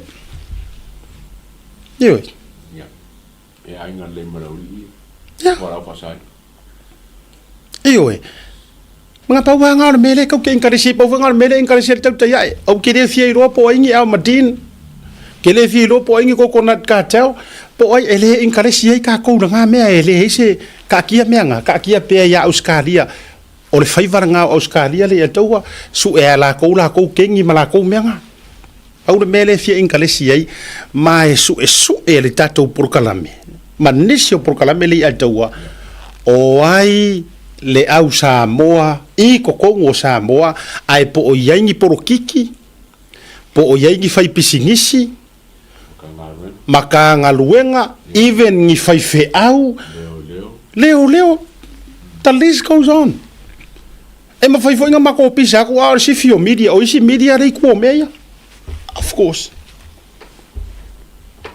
yeah na pauana o le vaenga le ka ko ke inkalesi ai po ai kongu le pahai ni ngemea awa ele ke isau aku kongu Samoa o le maruanga e faiala ukala le ala utala le atau au tali fo il tatu so tanga ma tatu committee America o ula iki mai lava ke lo fo I o lo soifua wa matua le a tau te lo fo I te io I la utala nei ngo kala iki mai lava nga pa war kanga kanga makua nga ka fa longo I le ngoa ma longo ai me o fo la au fa sai ngai Samoa tu lo lava ile maruana ia ele na male laina fio ango falati o falati nga Filipai nga kulowa ele sira fia umar kokeli nga pa wa le ore the real ile maruanga e alua ku sai kulei ole au kulei malava ngo ka fa longo I mo kai lua soro langa ioi ngo ka ola e fo ile ngu e nga yai fo I master o ka fa peala ka I ka fo yo master saonga ai umaenga e o ku uma master ia Filipai e va ku uma ia paina tu lo le sunga tangalo rest in peace ele ia tangalo sa tu lo fo fa fonga mai ala tu ainga nga pa wa le or kanga pinga fa maruanga a ko Samoa a ko ese mai isi ka mai nai ta mai tangata fu mo kulanga ia ka mai fasila au waru ko mali me a o le ke karango aku le a tau me teteli pa wa le or tangata ai te sila fia mai au nga komesinga o leo ma me uma nga sawa I lava e mo ia nga faio so fa inga isia ka mari ma fale pui ma kakala fale pui ma titala ai le I matua I yalu a se o so fa inga ma kaukia manga o kwa shut down na ma ke kira antio nga ualu waku Samoa I ken kayo e agawa na ona luatu o I ken kayo fuia vai ili I ken kayo li Samoa kome singa o leo pau wa leo langa taket kulo wa le ngana wa so uma ia kili mokus ko inga ne ai sea Samoa mai kau mai o ko ku o la fa so ai sea langa fo e manga o kape e sea fai kape e sea ngai kanga kangi ai langa wa sawa ku kam pa e Samoa ia ole analysis ma fury nga asiaka o to mo mele wingo la tal tu sa na o nga o kangalo ai nga fai nga nga me yo ka ko lo ka ku le maruanga ia o mai o isi me wo ka lo ka ko ai mo wa nga mo me o mo ku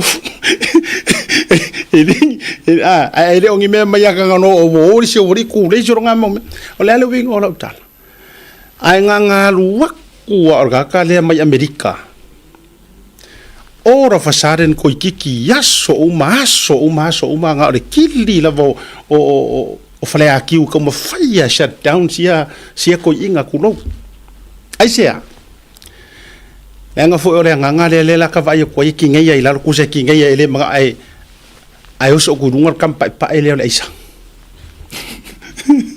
iyo wa fo ye lo ele iyo ole kamalang me makaya le la ko ya le utatu no ai le nga sawa wa ai nga sawa le ngofo le lo office ai ya sawa fai raid target la ai sea nga fo ise kilia ise maruanga ai se fa va vango ku le ko isa ko vai la lo isa le isa mo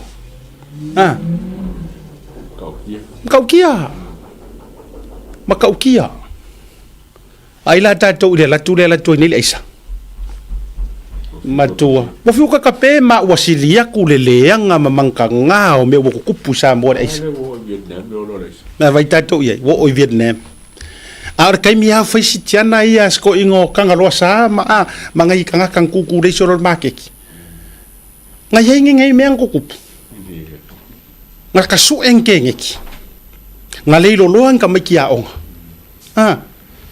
nga afia mai ni faya onga mangia ako nga lele nga ngai faya onga ai le obvious kele nga kai mi ala me le boye ala wo wakalo ka isa sila le ato sa po la kala ka sila ka kala wo ka o ko iyo ena le ala wo atu e mal fai nga ma lord fast wa matu wa ife kawi mal fe feu o melia le ato o mafua anga ia na fatu o yele tua le fainga malor ngi e kou ke o aku le anga pau le o le whainga e ui o le ua kou aku kou whiko ai ma le whainga kā a o le whawhikai e le iui le mai le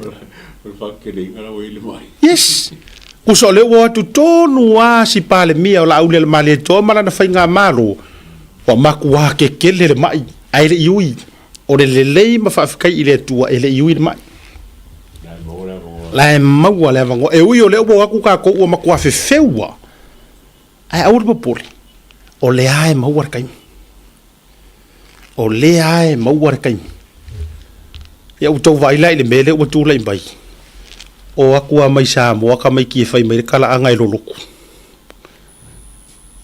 ai o aku ka fio lai le mea ua whai mai Vietnam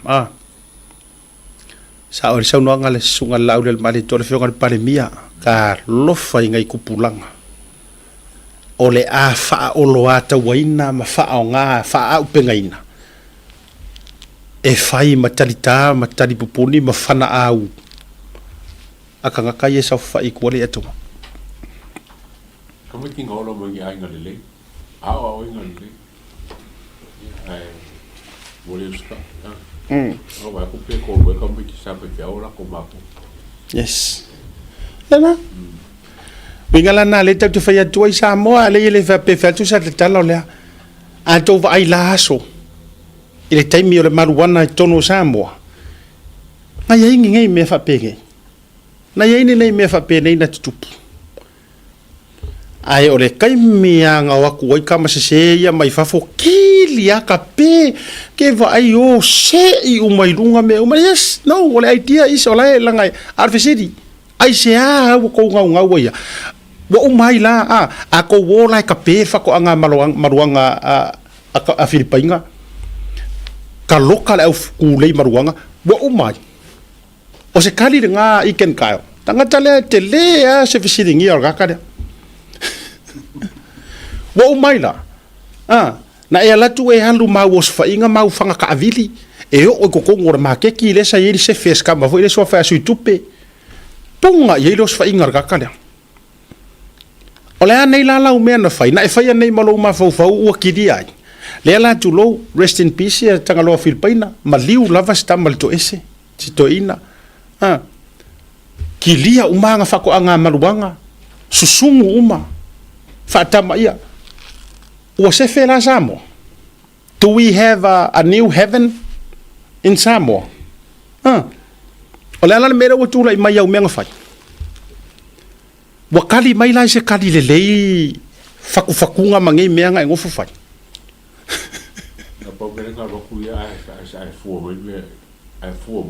E o so ale aisa le o la aisa o whai e kokong. Nei e le o whai atu a mea o ma whai atu na e iloa.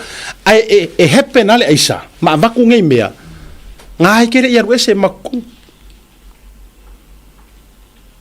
It's just that wala ku longo wala ilo longo cover me.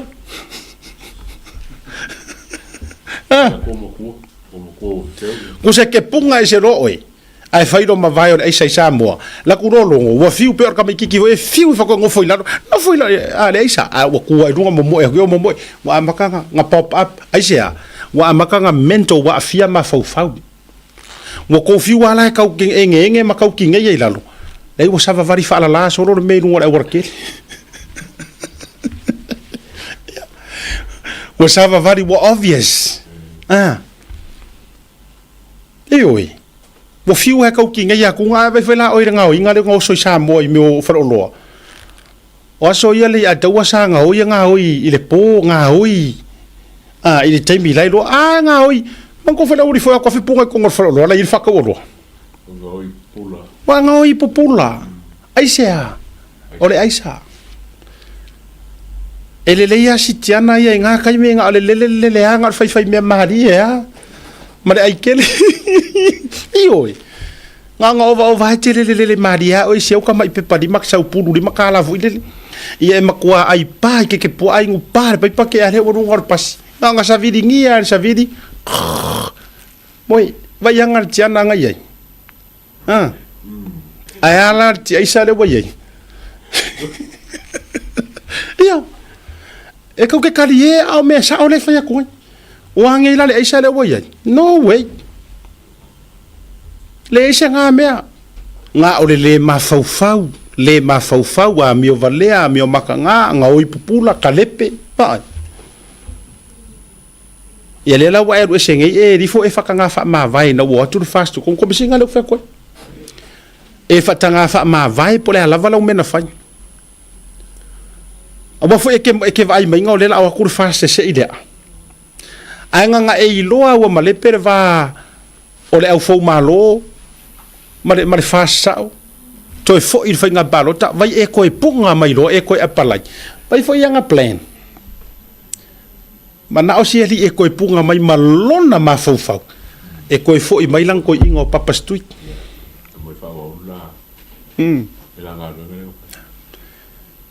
Lada. Ainga malo le fast fa ma vai fo. Malo al fast koe tike o le ingo. Lele walu ese mai lo vai tfofa ma vai mai emro no official lawyer city. Te le yo afianga. Te le afianga o nei vai.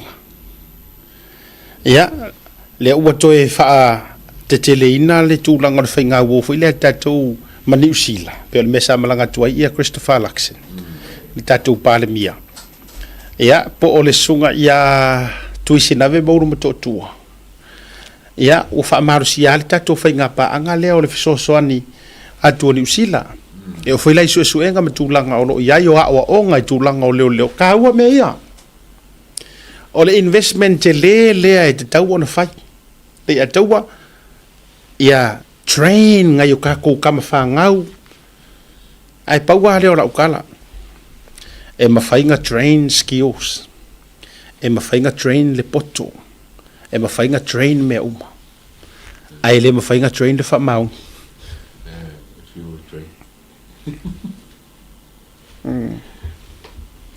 E le mawhainga train le whamaung. Po lea le maua e o lo malama ma mea uma. Ai a whaia e ke corrupt. E ke corrupt lava. Pio rai ke ofa se investigator le lo ke whainga ia skasi o maka upu mena whamaung. Pe maka ingi se pasi e. Pai wha credit for this. Ioi. Le la ua tu whainga malo wa fefeu e le whainga o fie. Paule te talo. Ia awane i maa umawai leo la marisoifua. O te talo le na awane i maa umau leo la marisoifua. Truck test. Maalie yo siau Intel. Ale Intel le mombe kokon makanga ruenga o leo leo. La ngai loa ele si awadi ia ko kodu. Ya, na ka ofio ko ngwa. Au ke longa ko ki loa. La ufa alu le drug test ko makanga ruenga o leo leo. Alla le au vili mai. Ngai o winto. Le atawa. E me ni mai le si fo ia u. So upu tono betaka ruenga mai. Asi. Io a foi ki ko inga mea malo rosi mai. Anga ngai loa le fai ngai drug test. Ora fa saden vili mai mai. Lala u fa tonu ina umar kom sina e mai pepa mai. Ele fai na e tu tangata pe alis pepa mai. Anya foi na le loa ne e so ko kanga nga ku fa so ro foi na ko test. Matua matautia. Matautia la. E kai fa pe foi sa ora a decide ile sa pisa kui. Pe ano fatu. Fa mai tala sta si fo yo la towe. E va la lata ia. Na ona maua le tala o le tau o le la tau fa solo fa ngo drug test me lo sa ngofo ngi usira pisa o ko. Watato va ai le tele o le fa le ton. O le sita tum tau pule tau o talia foi le tatu so tainga ma America. Ya se me se o totonga o le pena maua sau update le tūlanga foi le a o whanga solonga o tātou mori mau o whamasinonga i Samoa. O wea koe kolu mori mau whai anafi a O whangi yo, alo seka la bea, o Ia. kausa. Sere, e mkao pia koi ngā whingo le moni maunga, le whapea kore le ngā wakumare. Wakumare ki ngā kore le a pawa, e mai o koe whaasa o le o pao o mona. E whapea ngā wale whongo, kore sa whai whale o mauka fo le ala le sola. Ia ai, umale le whongo ai bange lau ki muia lima se lau ka ala, ai whinko le menga lenga ka ual le ia le whakosinga. Ngā ruru i lau ki muia ai uma whai kufanga kupe whamaila ia kakare o al sola ma mona. Ma moila se lau ka ala mai, le lima se lau ka ala le kufu. Luma maunga mua luma maunga lua a sofa O sofa, po sofa po kapmari ngo lima kausa before dinga baila le fa ma ngia nga le lima sera kala le ngabe o ngai a wenga ngai fa ma ngia le ko ngai lima sera kala a ela ka ko va pe nga ba ya pula fe ku fanga ku pe la ku ngia kapa ia o meni le fa msimo ka mo a ko mai ai si ia mo le la ngai lima sukala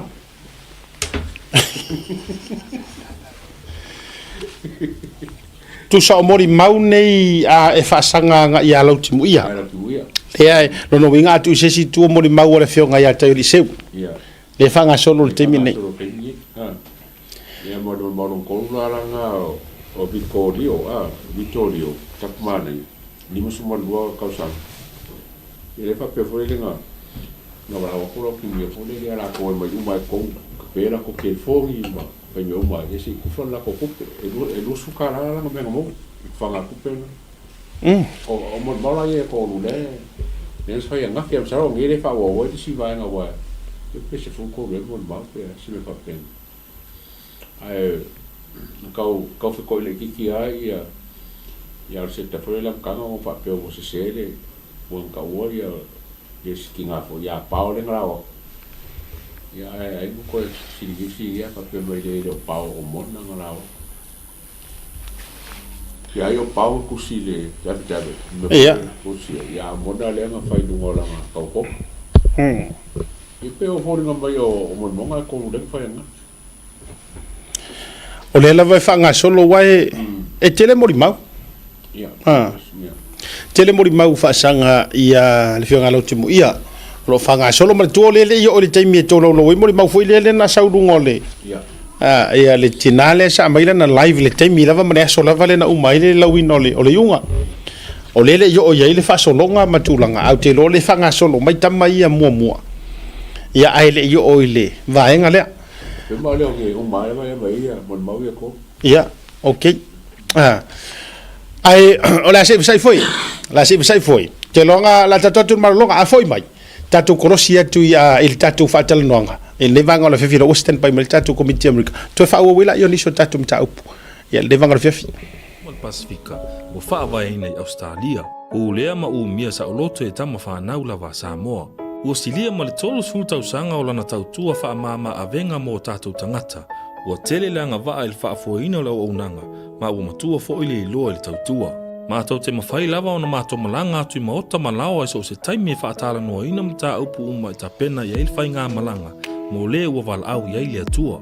E ave se a ili atua tu vale mane le mautonu a inga whaanoa noa e le a whaina po le hali taimi. E tā ua ia I mātou o tātou tūmanga no ua malu ma o lana anawa tau ave lava lea. Dignity of traditions is our service.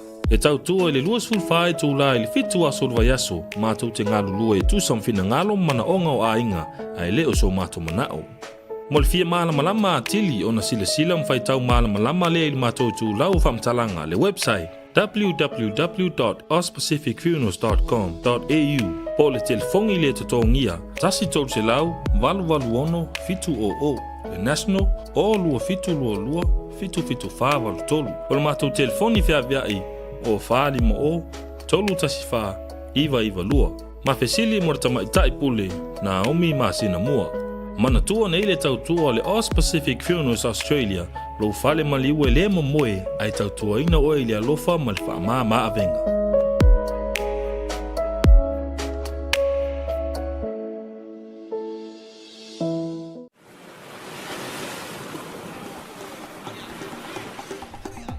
Soifua manuia malalangi ma. O lo ingo o matai a leota sinau mea tau whao. O ua lo ia Samoa I nei mato ofisa o le WT Compensation Lawyers. Mātou te fisosoani tangata wa whaina mai ta avale, whalewhenga luenga ma superannuation claims. O le manulauti o le mātou au-aunanga ina ia avele mātou ofisa e whai ma fesoasoani I tangata uma o le Pasifika. Aisea, a wai tā ua le mātou ofisa, tangata o le Pasifika. A whai o se tangata e mana o mea se fisosoani, wala au mai tato ofisa nei Brisbane Australia le ofitu, tolu iwa lua wha iwa lima wha.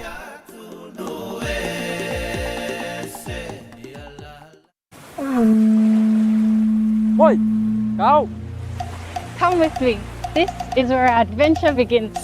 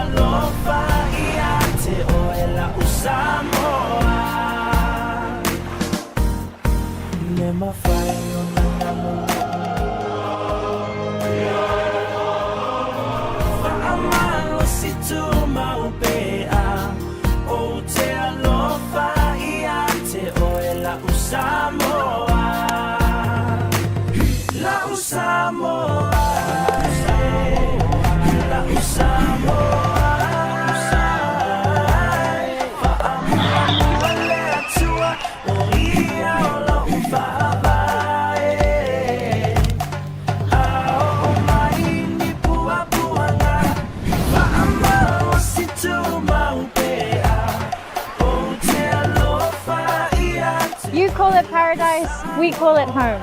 This is Samoa.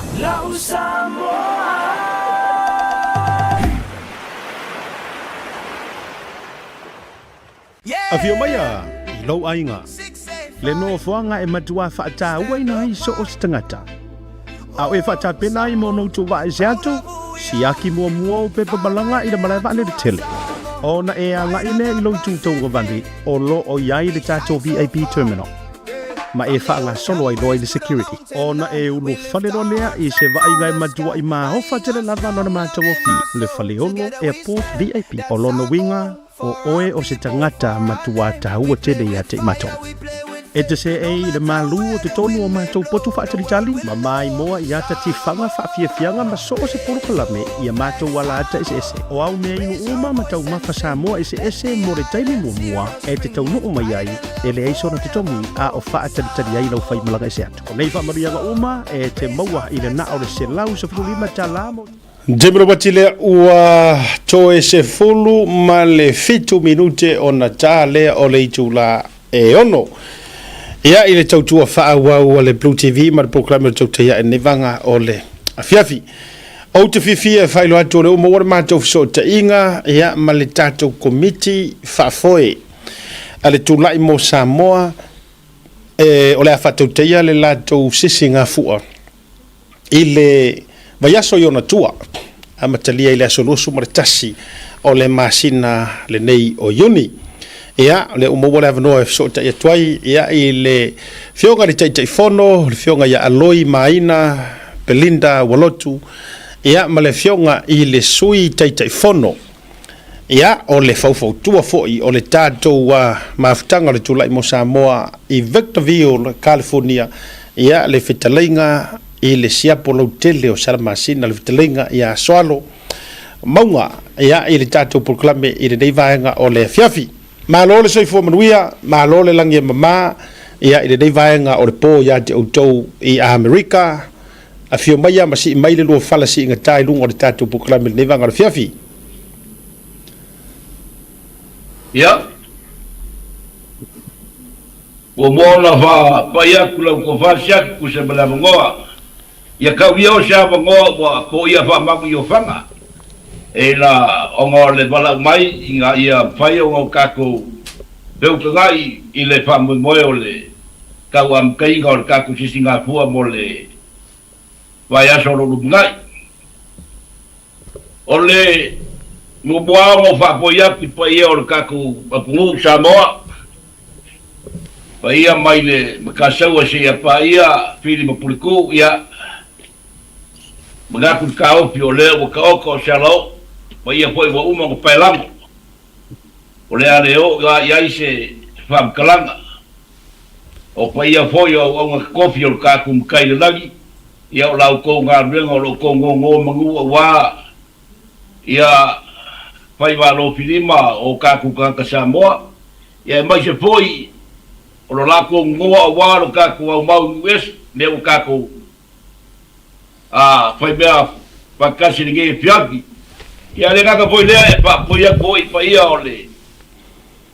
ole boku sai wa ka poinga kuila mabua ia o pa ia mo malva ka lolot ia pela wa se beo ia se Samoa o lo mai mo mai la laka mar kaku kalanga ia fiaki ia peo lo ko ki fa makala wai fa ku lo wa ku yo ku paia ia mga ku ka ia le ala maku seak male ofisa vol ka ka ia o ngi ka u po lo fa pega nga e leo pa komu mai o lo le ngo foi lo ia ile fa fonga mal mai mo al ka ku ia ai fa ka lo va ko siaka mo lo sa se lua ia fatalo fatu foi i lo lua va se lua ma le fionga le te fono ia loi malo se fo mnua loi welcome back o na uto te no watu fainga malanga a lena mato va va yeto e si va malo si mai i le famo mo se singa fu ai Samoa e mai so tato watu no ia sai fo manuia asiata fa pe fo ile sunga le ia taua fatalo fa felo et fo ile lua sa se lua le ia fia ele to silise fatuli manawa o mana fatuli matu le sunga le ia porto fa fo ia soalo ia mana ia fo ia Samoa le tafaunga sa iai matango fia fo sisinga fu astata watunu ia ma se fo fa mo le tata wa inga fa tu le tu sa fo tas fa ia ma vi ia le alo fo langa le atu am fa fo le tau mai fanua ia o manu ia fo ile to fa ia soalo male malu le komiti o sa fa amuliatu matapo ia ia le mal fa loalo alo fa tai va yatu ua maua lava o tole fia ma Mr. Falai Samoa io e me se foi o le sunga ya mau va pe foi fio ngalu matsila me se foi o toi foi yatu le sito au California na sa to malanga por me ola ua o fio no foi ya Samoa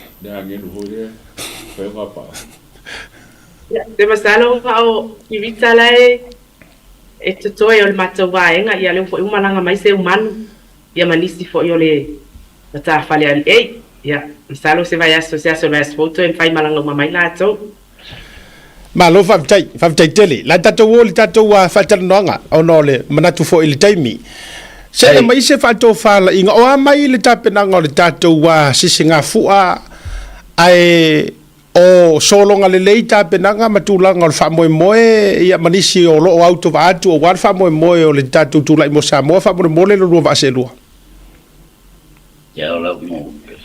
ia faftai mo le faafisili asiata i le tulaga le ua iai o loo solonga lelei ia mea uma o le foʻi taunuu le tatou sisigafua toe le vai aso le ona tua le aso lua sefuma le tasi le aso sa e amatai le tatou sisigafua Wai ai foi e staimi ona atu foi le to fai aso alo i le vaenga o ta'alonga foi mo le highlight a kuinga mani to e fa mnatu atu vaenga ia. Ai o le taimi nei o lo matu ai ta pena lava le komiti le vaenga le wai ai sa uni foi le komiti a wa foi le tatu si Singapura mo le vai aso atu i ona tua ia ma le whaaloalo sai ma le whafisi. Ma lo whaftai. Ia so alo whitalaia. Ia kai siak o le kapinganga ia e leo koe pōmara e se sina fia foi le wharupe le vāo foi o le sunga i le Pleskenge. Mai au kei loa lawa e le koe ka ngāmare la inga ua sina fia ulanga foi e peonga iai ia oso whai inga alpini mo ki a polo i ngei vai kau. Ai leo moe ko ai le ulanga o le komiki e peonga iai e o mai le so o lo sablawa le kala e leise fua. E leise kaku sisi ngā fua. Ai mai lava i le koru i le whamasinga o kuangai. I le mwhai o ngō mako kuma mainga le mako whamauponga. O lo mako whakingo pēa ni whamoe i e pēunga ieiru kako aso kerenga i malanga mai ai. Ia e maise lava o mako whongokanga ma kulanga foi o le kau. Awa o inga foi o mangongi o le kako lolo inga ia iai ngisi. E la kou ke langolongo inga o le kako whamoe. Mo le sirpia siaka o le ala lea o le pāwhinga kā o ngā opi mai ngā mako whiu whapto kā ingisi o au ki kiki o le kari a le sau whalongo le kala reise pua ia ko ama popongei i le whaiungo le masinga leang ke ngei le sa wha ngā kai whaungo au ko ama popongei i ngā o mako ka ua koe le ai se pale kou de la ea fuai o ngā whakaungu ka kou fua mai o le wharupe le vāo le sunga le Pleskenge ma le mangaku foi o lo iai ia le ka foi le fini makulanga o iari ngei vai kau o lo eise mangaku o le awai o le Pleskenge o le angoa ki ai le fua e leise te fua kaungu a solulu ke ngei ngau maku kuai le sai kui fogei nunga le stadium le paka ua uma o ngā kuinga mai ia kua fuanga ma whakanganga o me uma ia o leo le au kou mai Moises String o le atunga fua ia leo fua ma kou ke malanga e whakaku uma i lava whare ie ia ma wha uma ka kou malai kirikiki mor ka pinganga o ka kou fua o singa kala a siaka o le wala aua le mauoa ia apelamo whapole kuni mai la saro ma singa kamai fui ai longa lima sei ku lo paima wow a o mu foi mai apelamo o foi ka o lua vai le max va vale bang foi mai leo o le mau ia apelamo fa mole e le mo fai o ko ia le lo sei fa ko lo wa inga ngei mo fai ai foi mai apelamo le ai maua au ke pole la ai bose para o perfect por cada gamba le upo a war va bol gei ele kuwa ya kama le kulanga o le ka pinga o ka ku Singapura mai la vai kai o fai ka makinga makulanga foi pega ai o maku ku ma no sin nga fa kingo le fa mo mai mako kala ngoa ku le mano le ku o pa anga kulai mo sa mo o au siva o au pese o au kiki ia awa ko ke a mga ia le polo e moko fua o lea e whakaungur ka ko fua i le umalwai atu la saunge a on kua da su lua sukasi e kau da su lua surfiku o le kako sisi ngā kua o le kari aku le mani whanaro ma lo whaftai tele i lau whionga le tei whono mara sui tei whono mara tātou a komiti ma malu le whamani nonga o le vaenga lea Roinga lau tau whaafonga Samoa, mai se a tātou i Amerika, California, manisi au stete e whelataia, mai se o leta pena tau au whaafiafia ma tau au taalo. Lea ua mai le tau whaa le komiti. E tau nuu le tātou a whaamoemoe, le fo i sauri malanga tua i le whaamoemoe mo le vai a sofou. O le whaatau tonga lea mo tau sisira mai o le porokalame, ai so alo ma le whionga ia aloi. Ia, o le mai tau atu le vai aso atoa na ona tau whaata mai a au te loa e o le vai aso fou ia o le afora mara mala mai tatou porokalama au ili ai na ona whaata mai lava o le tatou whaamoemoe pe ato se vai aso pe na ni na yaso ai o mo fo se tala o yeni au fa fia poni au ta alo malanga ese atu ese mai ata to tonu lava i o Victorville California tai ya o lewa ko fo ngal ka ko fa moi ole vai aso ko lava ole aso duas fukasi kau le aso lutu tik ile kai au das ko ngai e fa mai ai ka ko fo nga pole kulai e se fulu mle lua ile amaka kula sunga fua ya o ngai ka ke fongo ile aso polai de gay o le fongo ngai final mai ya fo nga o malava e ka kia kwai lunga la sunga ko au mai lunga fa kulunga ai nga singa fa kaka o le pombo mo le fo mo rakisi le o mai ia le foi ni la ulo kulanga o pinga le o uma nga psokai o mo foi nga foi nga vanga o ka ko kiki e ko lu au kiki ka mai kai o le au mai siero o le au mai siero le au le ale tene suie ia o le au le rosa ile airinge o Victorville ia ma le au ale pride of Samoa ia mai na loi i la lo ia lei o le au ngai ko e o mo ka ko au kiki mori vanga ngai Snow Boys mai uta siak ia wa i kai ninga vanga kai ia sa ko ia sia ia wa folo mama i la bela ko wa le pa mai o nga ule ai ngaka mai le mo vo inga bongoa ia o le la ko kol se la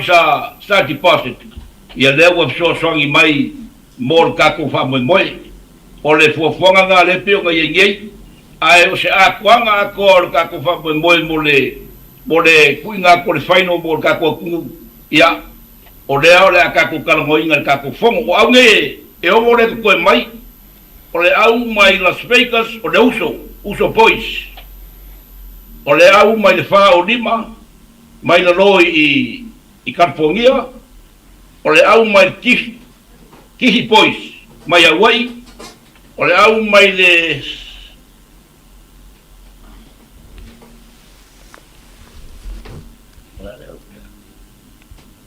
ai ke o lisi le strong tower o le strong power le o le au le ale sunga siaka ma le akawa le malanga mai le ka mai ia le wa ia ma le au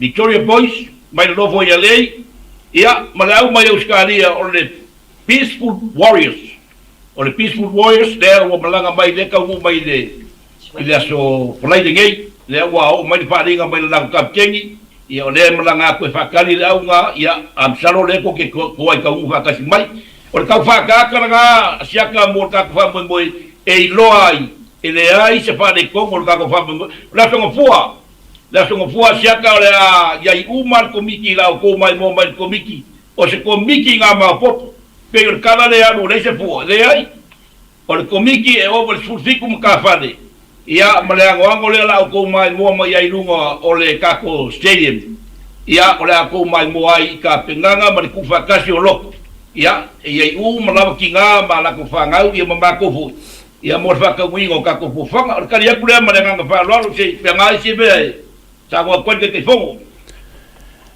ia sa no mai no fenga te fono o te lo wa lam fa u fo tato wa taimi ma fa so ne vanga le fiafi fa mo ni se vai ngai to lunga mai lo so noanga ia masala na uma na folosia le tau faso ano vai nga disio vai nga ai o fa fifia ngai a matale afia fi mai na vai la so fua se ia pa ia le so faraile ona bola ia ma fa mai al tatu singa fua le sto nai ia ita walunga ma fa ye fo le lotu ma wai lalo le tanga vai sa mo ma fa ye ta walunga sano la fa ye so nga sempini pe fa pe au ia tu ia au kirkiti ia ma fa uma se fia ngale al committee ia na fai anole io le siva le afiafi pei fa pei as a corporate dinner ile afiafi le mo tato fa mai ai tato Singapore io nei vai ngana le wata na fa matali atu nei time ai le atu nga atu po kalama le ama watu pe au yen vai as fo e tu ina to fo ila to fa sia fa tai la mo le vanoa ma lo fa tai le to i se ofisili ei wa e wa ku pe ko ru ya wa ku fa fo Hawaii. Australia. New Zealand.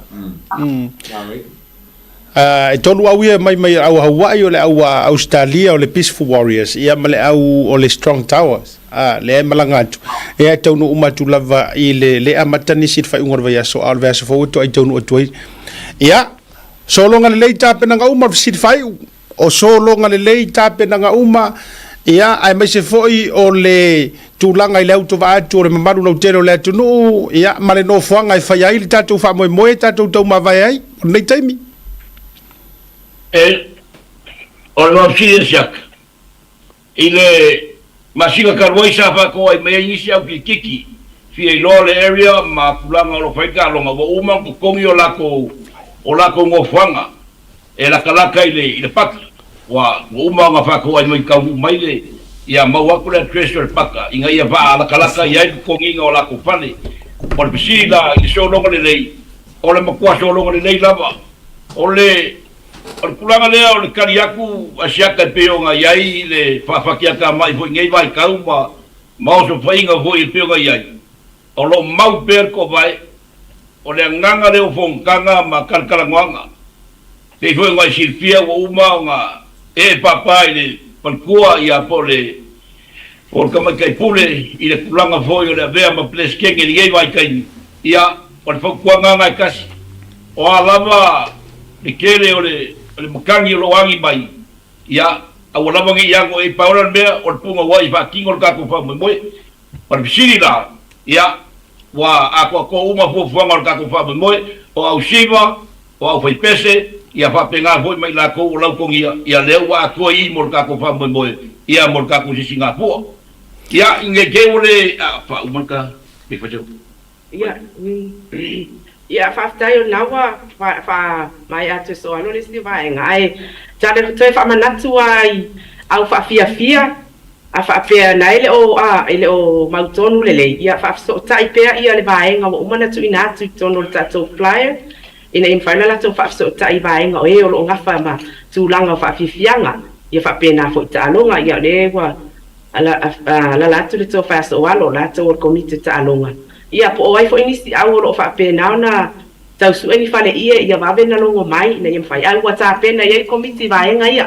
o le si fa manatu ono o le taimi o le bebela i le tau inei ia e fa e tau ala vale le ia o le vai inu ina ia fa malu ai fo ia e wale nga lala fo ia ita mata alo fo ipo na itinama ma tama ita alo ia me se fo ile la tele le mamalo le atunu le tasia pele so i fua malolo ina le lei vai taimi le vevela wa ia i tau ina Amerika ia o se toe fa ala tala tu mas fa popo atu le i vai ngol tato singa fua fa tele mo le mavanoa ia manuia la valne ia fiaf ia ia le ngai koe jaka al pawal vaenga o kako fare pole ainga ia lo iai o lo iai la ko o lo uma ko i deposit pa mole e le lei le fa o mai pa pega foi au ka alo mai la ko uma konge la ko di pas e ke malanga mai le ako la fa ruma ia o ngisi vai ngai vai longa o le ala ka wa mo uma ko fa le ka mai kai pele skenge mal malu le blau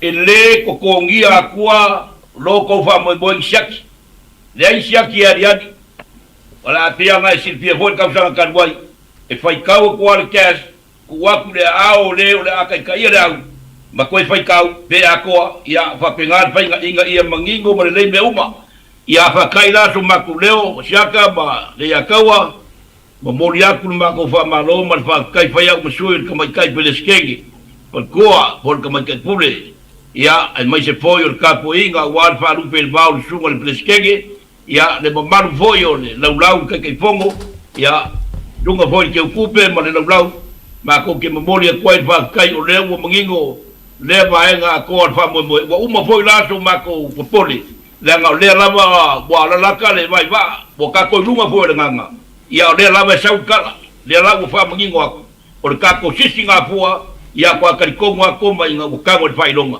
ia fa kai so mako le fa mungia le ko e no sunga ma o per ko fa ma fa ko kanga wa ka kai nga ka ko de kio pe nga e vai ka ia mangia foi fa nga sa bo mau se ko vai su en pleskege e mai se foi se marosi komiki ka ko ke pongi ka ko fa mo boe ia o wole le lopo le kua ia soifua mai manguia le pian ma lo fa dai lo fionga il te fono ma si te fono le ta ma fo tu fo le tato wa committee tu lai mo sa mo ma lo le ta pena ma lo fa yo le faiva alo foi ia le moe ma tu na tu wa le alo tu ma le fa moe ia e PCI si e fai kala ia e PCI ka ko fai me tau no fai mo tau tu ino tato tu no ele o nga fo na tato tu wa ni me vai a o lo ye me malo lo si me siliatu tau na tato wa fa alu ye malo si pe o tau tu ina felo ia foi le vai aso a tono a toanga le pole tato se singa fu ala to lo pu ri vers fo a mo ne fiafi alo fa tele atu tato fa to fa mo nei po mo via le fiafi dai lava ia kuia ya de lua ia la mai ali tato wa so tenga le tau ma wa ba ia ko fo ngali oi vai so ato sole a kirola o lo fia la o le la va ai kongu ar ka kai ngo ya rakishi ale kama pi foi le ia se uma to e tau vai me dato producer se akor kama pi al tangata le o le aso mo o le aso fu ai le fiafi e uma dia kirkitu wa mantua amata le vaso atoa fai kirkiki vaso akwa a fiafi la le stadium le foi te sira fia e fai ai la ia fa fianga o le aso fu la e tala malaya i mole mole wrestling ai e ficha ila kamaro rakishi ai warar ka kalea e or kamare kai pe or fai kingo anai el kamare makishi mo warar kamare or makua ia ole alo sa mo fo ia no winga lea o ko sisira mai vai la ole pe ka wa ka mai lau ava ya so ya malu lau kai mi or karvo la kula fa longa pe la ko e fai le show or kamano ta doula ia wa ele fa pe fo ya ngo fo ma american fa pele e mo se va ngo e ki fa kalo fai mai filo ai tanga ta fa pe le hai o doula ia fa fo ka mai Victorville San Bernardino maltato area adoma LA wa tu la fia file o la tato filo ia ma le sunga ya Rikishi ya se yo ya America le aso le o kangole ka usa o mai le ngo sa o tampi ai ole entertainment na al pola so fu aso lulu aso tofi e tau ai le aso faraile na stona fai le fa fifianga ma eu foi ka penga ga America la do Victorville ma ri ko ke ya se foi le que le mala al me ka wa pe que le ku mora Victorville lo i Utah ole mana ia o le stadium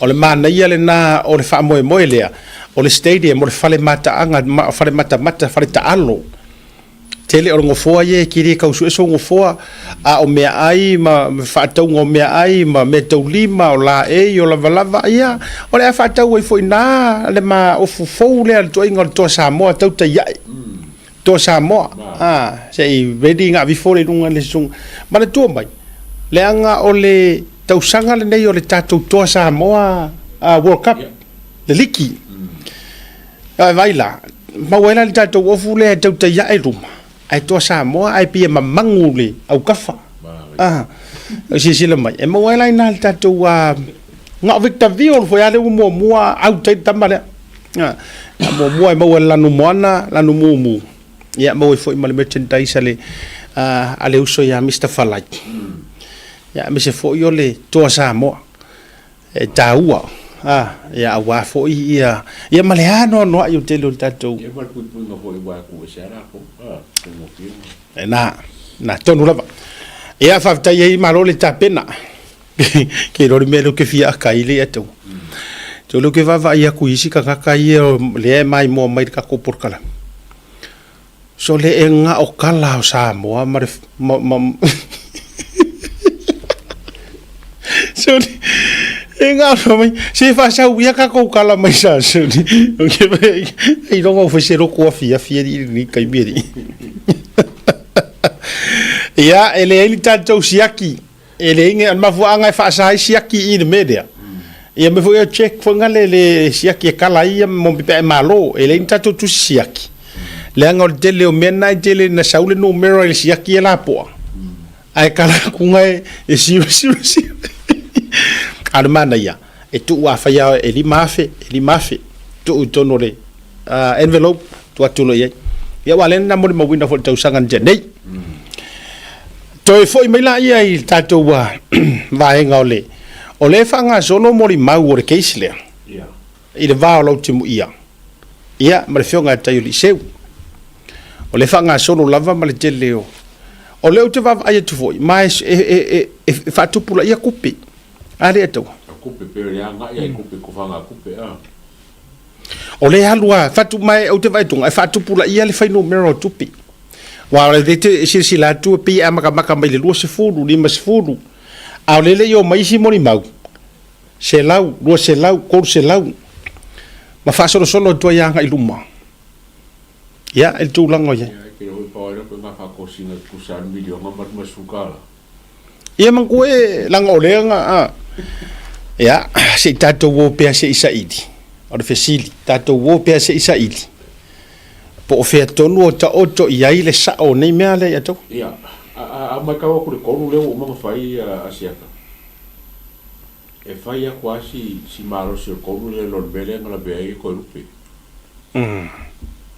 pa koru la vale o ma ngi fai te mingi pe si maro se ko lo bele ngala be ko rupe a ko rupe nga kiri be se ra mo fuka la le no ngari de ngari ngala be o nga o ka lan ko miki de nga be ia a mon mau ia ko o le fa mau ngi simon mau e lima se ra ka la nga ave e ai ku fanga ku pe le nga mau e nge a se ka ia le se ra ka la ia sa unesi ku fanga ku pe lima su ka la nga aisi ia ngi pa go fa ku fanga ku pe ka paka ia ra ko ia aisi ia mau e nga lima su ka la ia mar ku fanga ku pe le mo le nga fa pe vole ka pe ko ke vong se va ko kupe lo sukara la kupe ngale mo e te sila fia le atawa that's a serious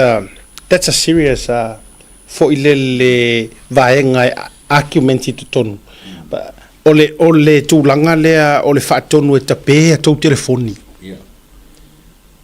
mongi ala kala ina o fa faita watu mata fa longo atu le report mengo le case le ma fa pe atu le tala le tasio na fa tonu la tou e lautimo ia e tape to telefoni sole ia kuno ole fu nga ida fainga mori maura u ia tala o lala u ia le intention nga kongo kuso ola u fai malonga mauki ngoa pe a fa pe according e moni le mori maulea tape wai ona mela la inka pe ke fongi pe fa pe e sa o male so ku la fongo mele la fa sa le ia wai e ka pe fo ke fongi a ku fo dai le dim se la ka le nga na ga no le la vor mele fai a wa fa le se la ka la ngore le voli pe se pe ai mo si puki olga a leo te fai e tuai a fai e kakau o ngā whaari lea meo kongu I kuloua mo whaetu la utala mapa ua ingisi case lea whoever o le matua le anga o lea mea kusa e pi ele fiu le kula fongo ele kea ka ngaka ia le kula fongo ne tau o le reason le ngā la ingo ufa ngoa ile mata upu lea a whai ngai e uma ai wha maongia soli kula fongo alau ki mu ia sa moa male fa fongo mai kasi la ngei ka ngaka ele kea ingi kula fongo whainga paloka fa ko singa he was a senior minister lena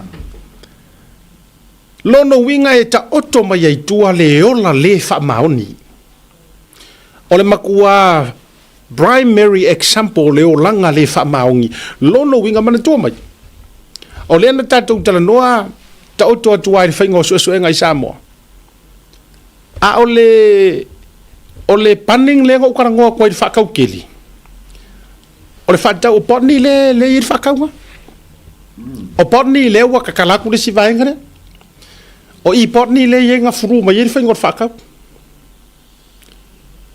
o le ala le winga o la te tala o le ngo ngofo umalanga o le fai so enga o vaenga a o le iai uma le matenga I mea nei ka ko ke fili ai ma ka ko ka mo fai e loa pengi ka nga ka fa mau pengi ka nga ka le fa mau ya pon ka fa ka kala pon pola la vale upo mo fai na fa matala ya ma tu mai foi ole o fai le counter su anga ile fionga ya tayo li se uma foi la ka ko wo foi se ka ko fa longo a wa foi ngi ku ai nga mori mau ole a mori mau mai ai le vaenga wala nga ole tala no tamo mai wo fai si umi nga ka amilo le suilea e ka usu e ngisi se ko fai se counter su ne la mo era malima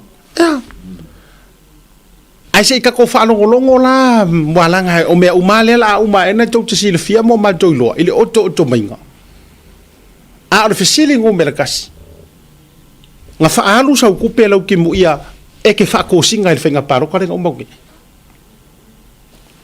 theory o le aso finga ngalo o le theory o le aso oe fu ele tino mai o le manu malo ma tulaga uma nga alu se kupe e fa ki ngongi me fa pe ngalu nga le ke le nga lo mo mau de kusela ka wala ba nga o kasi lo mo mau a ve sa pa mo mau lo mo mau Carlo matautia e matua matautia tulanga a o kanga ka o inga kalango mai so re pe a ko uru le langi mara lo langi ri o tangata a tala no mai pe na to na pa u mai a o kanga ka fo i esele le leio upu o nga na tala no mai e fa sofia tangata o ele ngi me ole ale me le ai male ole tu wala lo ai tu inatu mo o to ia sa ave ye kupi e fa ka we ko paluka ele ka uma ke ko fia ai fo imo ko fia feingu kai e sawa wo ngofen kusi fo wo le fo se me wo ko fo ia fo ile la nganga fo ile wo ko fo ia fo ile fuki o fesili o afia e ke kau kara sa o afia e ke fai se me sa o ro langa o le fesili ana tau tele ato atoa o fesili ia o le a ko ava ko fo se si kupe i lunga ko se si kupe e ki ngai ai lo ngutu e tele tau tala ile mesa ai ngai ke usu mali ele ngutu ai o na le manava o ko fa nga ko fa ka paka awi le fai makira kila la fa ngive ari wa ko fa ko nga pe ka mo ko se mas ka ko pe wala fa o ia gais le nga bo le la nga ri musukala e tangia maila wa mafuanga ai silar ka ngakalia le nga ola va ya ku fo nga ya ku fa mai ku peis o la le ai si nga ya la ola u va ya ku nga ma le oile le tau fa ki ngo ku le wingor kana le fai mai ala kuno mga ia isi roa mo melanga fia luas ful pe lima ful al kapel ke fongile mo luas ful nga ka ya we vai tato ya lele ya kuisi mais au ko ke pole o ko le ai lango ya lau timu ya au ko ke pole e ka ke ofo o se i fa longo ngi mo le maua asi vai ko fi ko li ya ko ke wa yu mo ko al vai ngale wa tsar fo ngile pe li ko pe e matua mautinoa o no cash le vaenga ia nga ave ye kupi e mautinoa o le si vaenga le nga le wa maukingoa o le nga le la ka kala e maukingoa la ka mi lo ku ngisi ka mo fai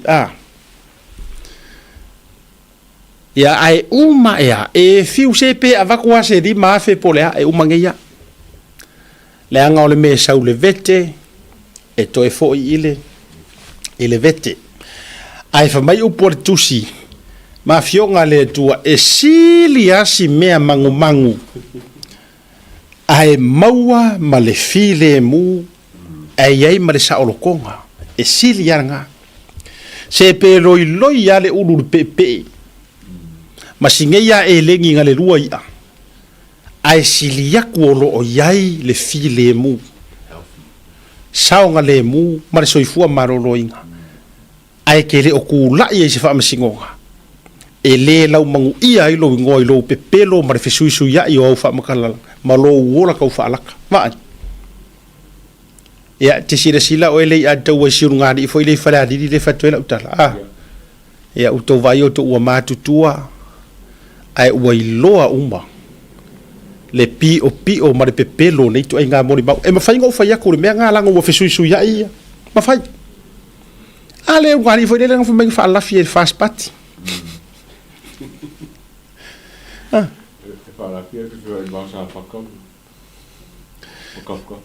mai ua whaalafi e le fast party si ua su e po hingi ngoa ai o ai komike o fast la lako i kumalo e le iroa ka ungoa ma tau sila sa moa i le add up o nei tu ai ngā mea le fo ila avaturu whaamanatu mo o tau i vai monga tolu a e loa la vai oe e le kakaunga e aru fua ke mori mau hei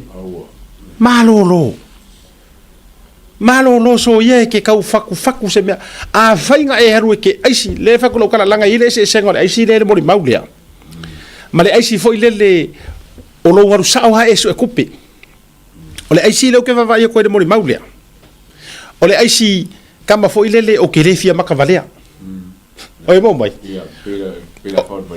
o te le fia mata valea o a kufa mai la o ai maka fua o soi lo marem o soi lo o e se la le aisi nga a le aisi leo ke whaia kuai o lo waru sao hai le fale o kai o li iseu e alu whaia ise pepero wha aoki aises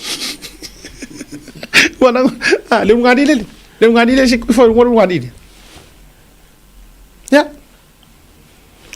awa nei pei o le auru ngari tu lou o le taimi le nei ia ua whalawhalo ia a whaku ai masianga ako mumu longo winga o le a whakatun soro mai vai le leanga o le mealanga o le pawanga o le social media le waiai e un kako vai o ngi miki afu whakau mai kako ke wila waku mai se sima se ako aswa whapengi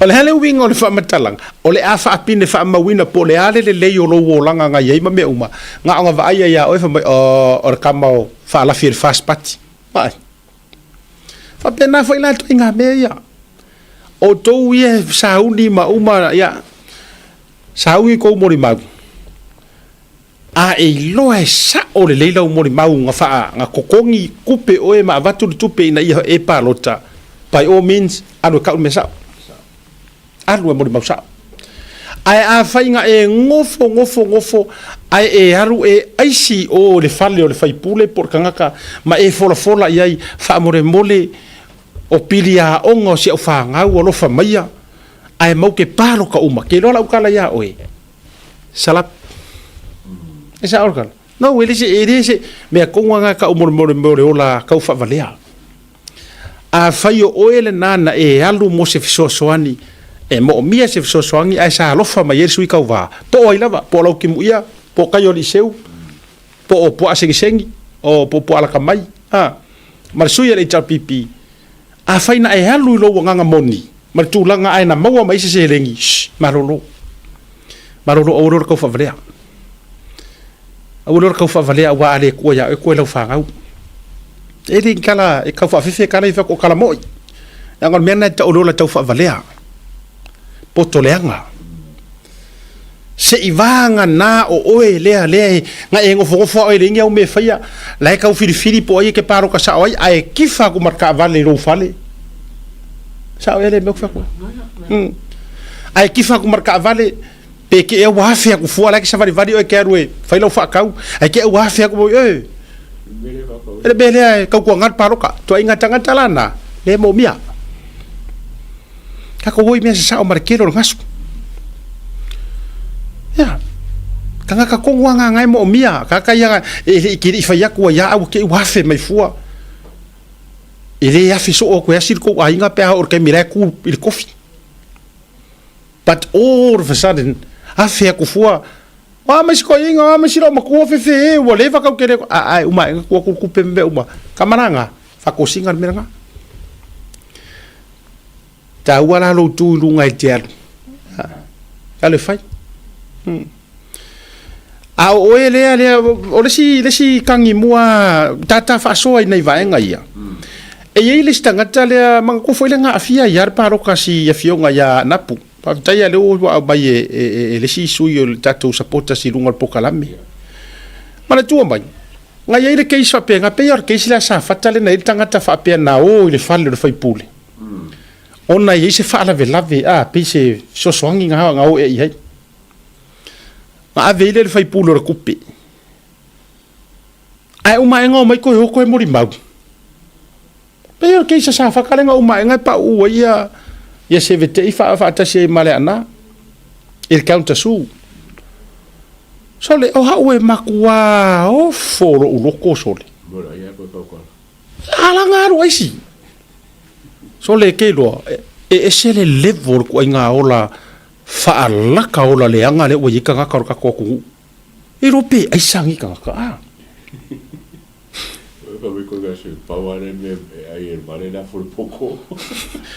Ai la ai ngungu pe wai lo al mele lo na e alu te fa tangi mai ai si mai fe ai uma e nga kupu me ya e haru e ko fiele le ai manga o e foi se be o e sol la le amio le nga e turi lo le o fogia nei fa pe a oi e ke lafi e ke malu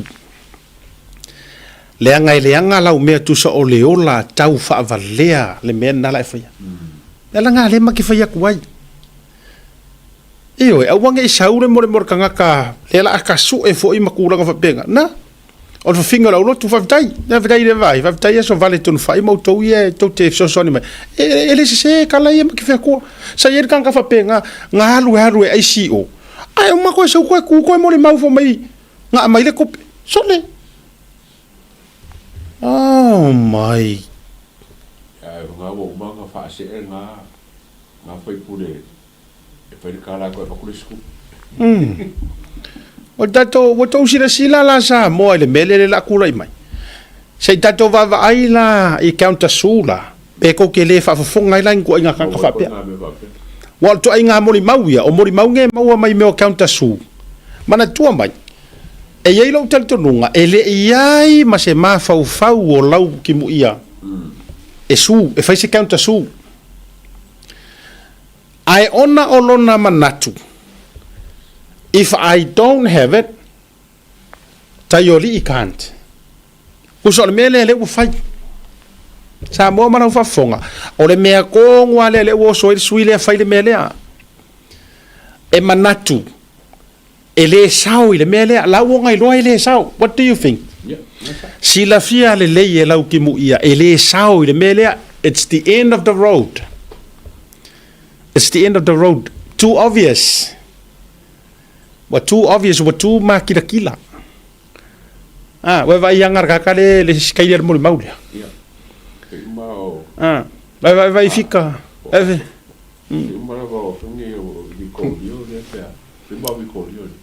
Nana.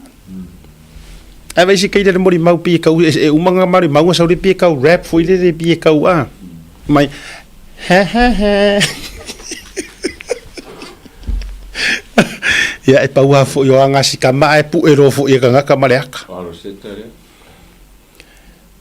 Ma tutua nei tangata te lo ai auto. Ia u ia le ai ma se o lai lunga o le lainga. Mori mau ia. A o le mo ke pisa. O isi kanga ka ia le ala fa sufi o ko. Ma ai. Let us remind le me ka or kanga ka ai pepelo ai maua. Iwe. Ia mana tua lava ma koe wha manga kuak e iai le wha salanga leile kusipa ia e iai le urunga li I nga whioki onga olea onga ole pepelo auanga I ka koko umama inga le mea lea e maise o lea koko e whai koko konga pepelo Kon menga singa langa ngala whaila koko e sala e pepelo a ingisi mea. Ai awangi ko fia ko ke o ole sa moa malanga mi o kongu ai ko lima I runga kuspa ia. Awangi ngalo ya o ko runga li nga kau ko fa mai fa kau umaro la fangua e ave more ngaruenga le kua. Ai uma enga. Le pese mai ia. Oi le pese mai ai. Misiruki po suri veka. le unga ringa o fe kurkus ba ia lai ai na faile la ka ukingonga ma me uma la fangua me akaudia e ave uma ku pe kia e ai nga maua wai ro kekele ka ngo fiko ya ko fa nga a o le principle la ye o mori mau pepe o pepe lo o rengia nga feoki o ngalo ya o ko lu nga li oi sa faira mai ia nga fa nga fo ye o ke ka ngo su e ai le fa nga sa faira ma se fanga ia po se fangia so le o le alofa le ma fu ai nga ma fa yaku o le alofa se ka ko pepelo i kua ka ko ka aro foi lele pepelo a foi lele e ka wa ia kera ku ngi ka in koko ia o ngi wa un ka wa maruru ia la ka ke ka aro ai kua ai ko ke ka aro ko ke ku lima i kuspa ia langa o ka ko nga fai ko ngo fa masingo o ka ko nga o le ola maleoki e ke ka ko le suafa o le akua e unga ringa mai salao ma fa atau e ave uma lona tau le ai se me e pule ai ave uma matu watu ile lima o le faife vai te le tupe ha tau ele fanua tondo la mana tu siri va elua ele oilo mai se tasi angroi masiasi se mai fofonga le tama o le langi la o se o sa nei le ti apolo fase se o la o lo totalo faina o le to ila lo popo bala o ni ngara mi siru ki anga pes siri veka kurengi I think mi siru ki pese ia ka ke nanga ele ma ngai o por kalame anania ma safai o la o fa ma lo sile nga e avaku ya o ko ia la ko saungi ko ke o kai muringo aua ko ke o fa ko pepelo vai se si o manga ko aki fa mam mak pongia ma fa fo sa wa yama kulo oi a fai foi o ele sa mo mo pepelo ke lo ma waso ma kausanga ma me uma ke lo nga wa fa fonga mai wa ilo le lupu e mo se mai ku mau bola se me mai sa o le sa o le o kalu mai yang o waru o mori mau pepelo le me le o sa o e se ya au vai ku ngai pu ke lo aku ku au vai ku ruma e pi heru solo muri o mak ai se tu ku ngai lo e ma ka o ko mo ko ngal fam singo ele foi ele mon bago al seka a pevera seka na waku ma pau fa perfa singo lo que va cura o mon bago kuskusia ele o pau le ngal wa ko fa mera ka o ile o pau o monga e ke ula ia pe wa pe la kuskala pe ka ke nga i vai nga le o pe pelo ai mo ko fo io le por kan kuskusia e malo sia ku le fa sa o lu mala ka ko nga le pe mo kuspai le ko ka wa le ai se na ma kuskusia o mo nga la wa la nga le pe mo ko lo fa ma ko ai fa le me kuskusia ai fa ngar ko nanga le ko a voi le tati fa yetu e fa ai tete o le tataro la valea le ua vatu le mafiso ninga a e maua mai kauka ya e ringi kaimi alofa ya oe alofa i lau whangau auange e aiare vinge moko ai mangi angi ai ngifo si au whangau o le karo sangar ngā le avaku leo le wha mama awenga mo kere wha yaku o e wha sao i e tai o di seu ai wha le ai fai le mea sao a e loa e oe e le iai se ngā mea ngā laku kai o di seu waku se kupe ia oe po ai lava awa e ke harufu e whai lea mea awa o ke harufu e whai ngā mea awa whai ngā i o maikanga ka porokiki e ka lepe e le vāo o kou man me sa ko ko fia ale to Sa leila. kawa avitai le va kur ma fa mangak da kur fa mangak ya uang he ia se kulanga e uma enga nga kariela ia kulo e uma enga e mawa ku pe alo ki muia io e uma ea e ola manguia pe sao ka yo liseu pe le manguia polea o uma sa ngo e le ka fia langa ka ku longa ku mano pe ka ku ko ngor par menge pe ka ku fa fo mayo par menge e fa awa lono winga ola lava e ta pena lava suini ole ale me ai awang i fa nga ai o ko e pe o fa ngo mu fo ai pe o ma o mu fo ile le fo yo fasi mai ka pe mai i ku yo fasi mai i ai fa ola awang i fa o ko ma mu fo ai e ka alo ai ka ngi ku ala lo nga a faia nga sila fia lelei e lau ki mu ia nga ia fa nga inga kupe e fa kau ele paroka ka pe nga nge ko e karikari menga to ka pe nga nge lelei lifo lelei ko e kari menga o siau wa menga lulu o siau fo ile nga ko e sele a wangi fa yal morka alo le nga e lulu a e manga o e fa se me fa sala ve e mar sele halis ka hua ke le yele ya le to wal nisi Pa mo fi feo ka kuma lai. Ala ku mo ye sa mlai ka fa oi. na ton Ka fa sa mo mo ba. Au le mo ka ka mo fa vai. Fa ke mo fa ma se si mo la mo ya.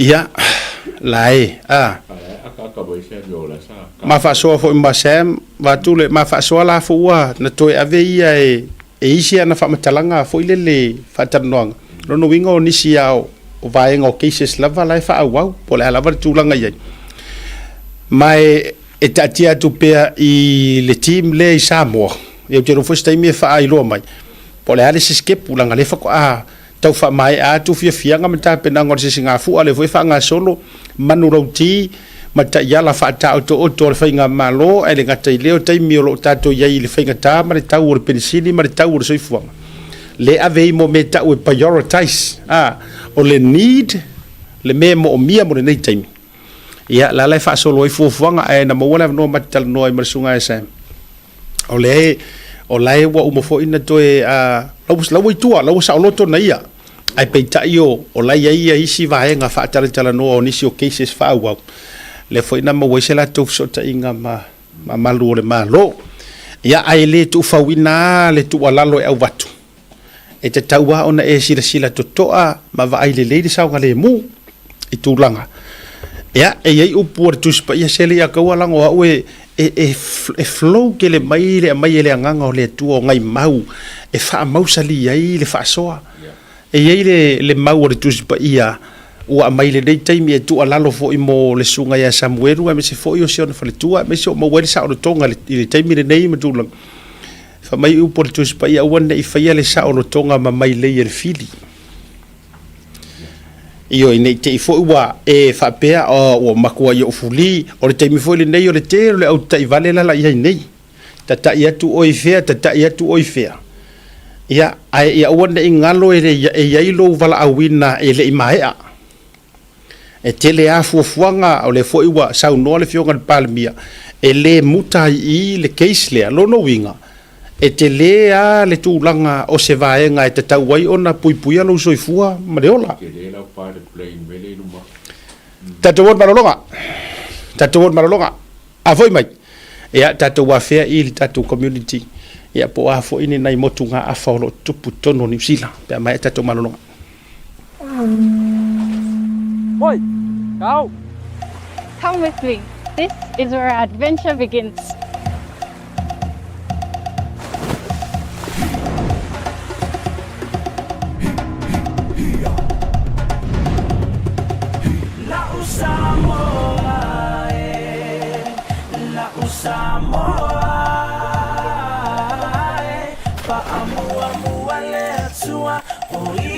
Olo ufama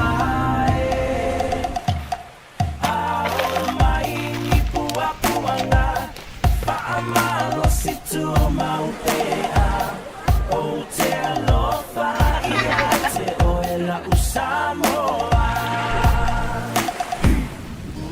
Talofa Samoa Pelele anganga I say yo upese pese atu mafamatala Ele mafaya upuna famatala Ua nuberata sifo I oe ile Pacifica La Usamoa La Usamoa Fa'amua uale atua o ia o lo ufa'ala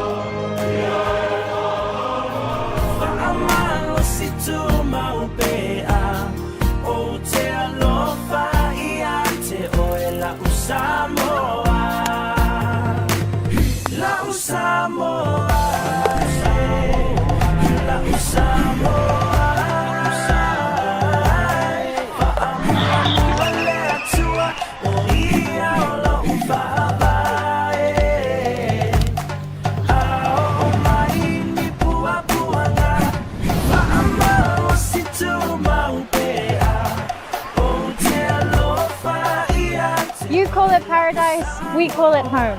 This is Samoa.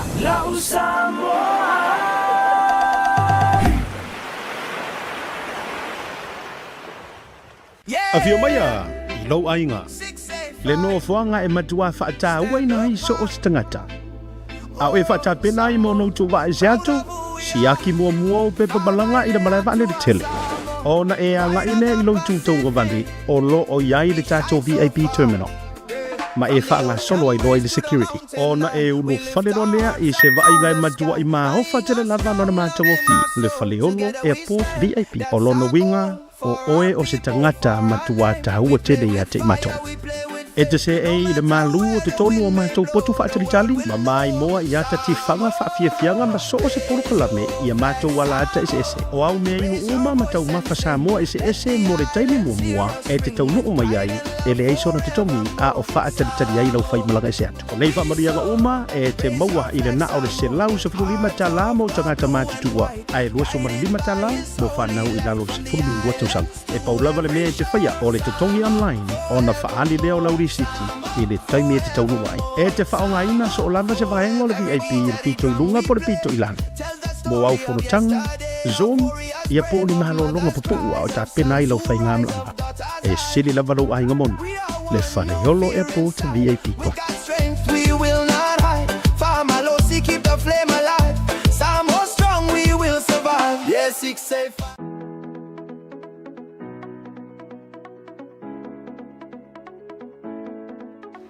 Hey, have you signed up with BlueNet yet? No? Well, let's fix that. Head over to www.bluenet.co.nz and hit Join Us today. All you need to do is fill in your name, date of birth, phone number, and a few other details. This helps us get you set up faster. We'll also need a photo of your ONT serial number and your modem. Not sure what an ONT is? Don't worry, this is what it looks like, and every house with internet has one. And make sure you have a valid ID and a utility bill or government letter to confirm your address. When you join BlueNet, you're not just getting fast, stable internet.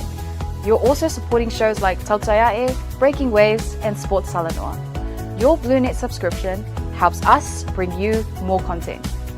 If you sign up this month, you get $10 off your first 3 months. If you have any questions, call 0800 258 638. Join BlueNet today.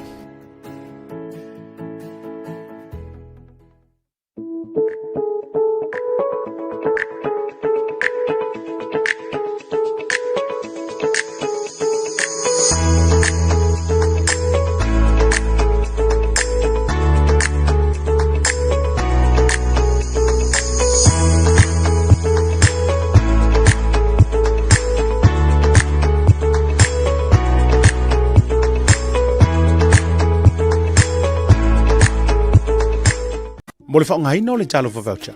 Dial www.pacific40.com ilo penga te whailangi.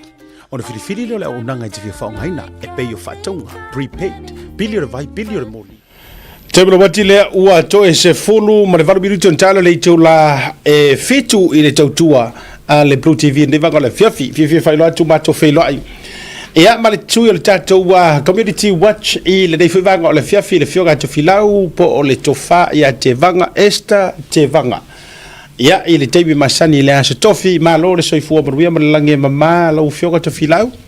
Ia ma lo le soifua lo tofa asiata whapero fo ilo a fionga le ataua ma maru Samoa whapong mai le tatou poklame le ia fifi ma lo le soifua mau ma le lange mama and welcome to Community Watch.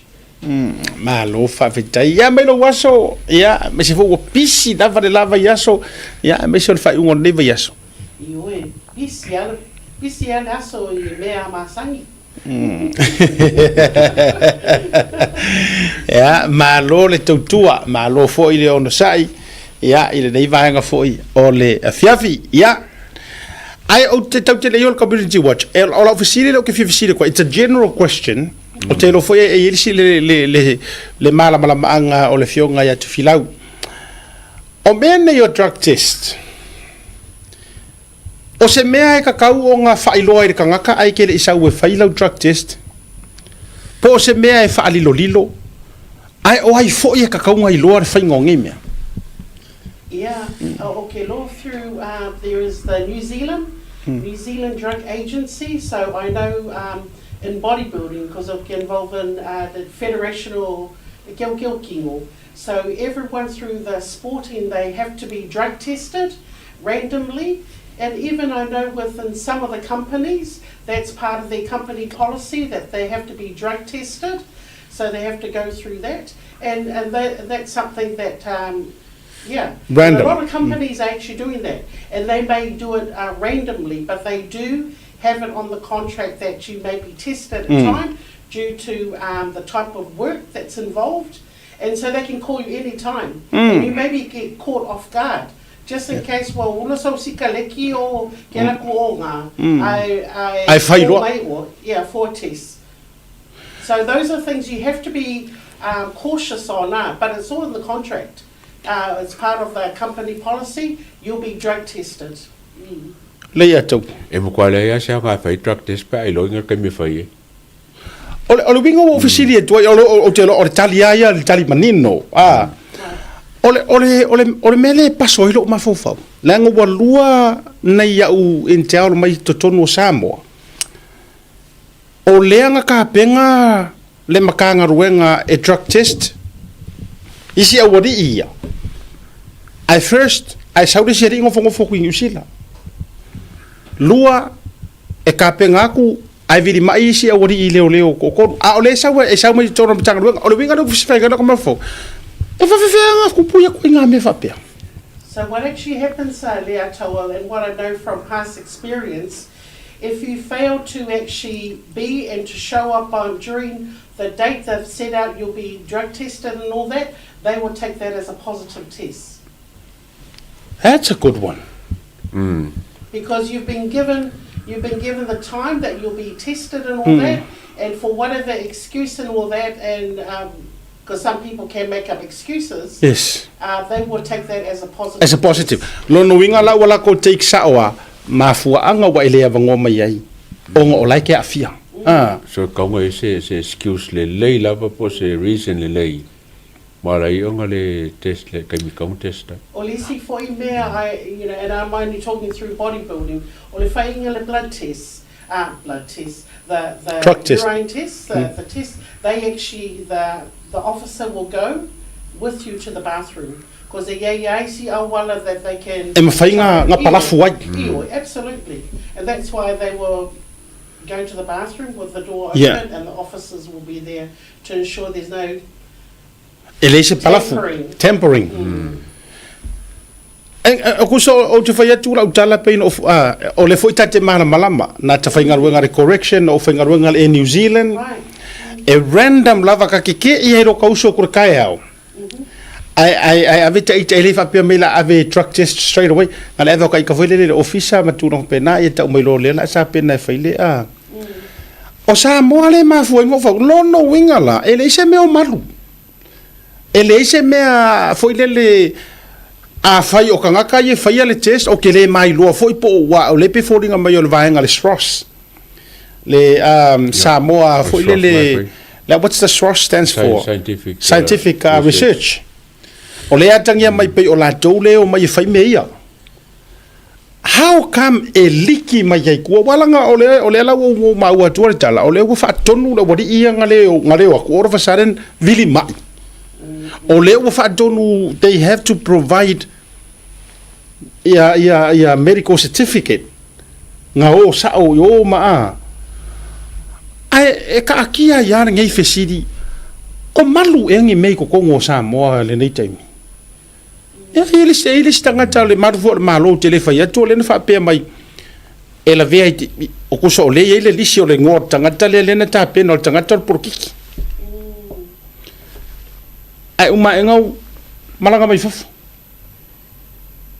ma vai tanto ye me le tupu mai tu tonu si o tanto watu yes e ma fai o lai pisa le fio ngal pale mia maka ko kai kai o le fai me alfa city o sao e ka ngaka ia le sao fa ia ko kongu i wai a mai le fa kongu ai le sao pale mia fai drug test lo bria e mai le ora mar fa tonunga sao nga ile mingiska nga i CEO pole a lava fa le line of authority to le ale uma e ngai diki ele se me sao e ko le o ku lo bria fai la ko drug test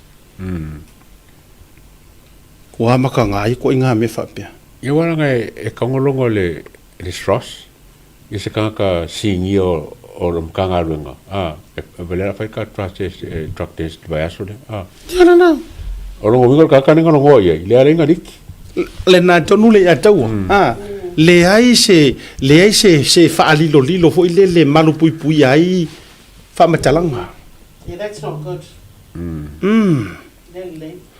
awai e tulo ele fa pe foi la tato so na taule pua mala foi leo a fai o SROS le lo que faia i pora ko fo el SROS le que faia ko it'll be internal because they should know the policy e winga na le na ta faia tu foi le ele lo pe wa man tu na o la to le la le intel le then what's next ne mai ya e sau mai lai ia por me foi wa tau tu lo e va tu le process e uma to confirm mai le fainga lava yo le process le random mai le fainga I mean wala nga somehow it tau na ora tu se tai fa tai ngore o le malo komsina te lo o ia na te fa so ina le tu langa foi le fa pe o le SROS fai mai test o le lava ku le dis a wori ia le mo mia le test okay lo la inga e ka kaunga malu pui se yo o le so fai ai absolutely nga fa kwa su mai ile appointment le ya nga ila kurwa e ke oso ko kong la usa fa mai tanga te fe me le ai no winga la fa tai mo tari no sili langa va ala iloa tu lo ala iloa la fionga le parmia ala iloa e tamo fai alanga i mene a o te tauna su e po ai kongu le liki ai ngai me o test ngai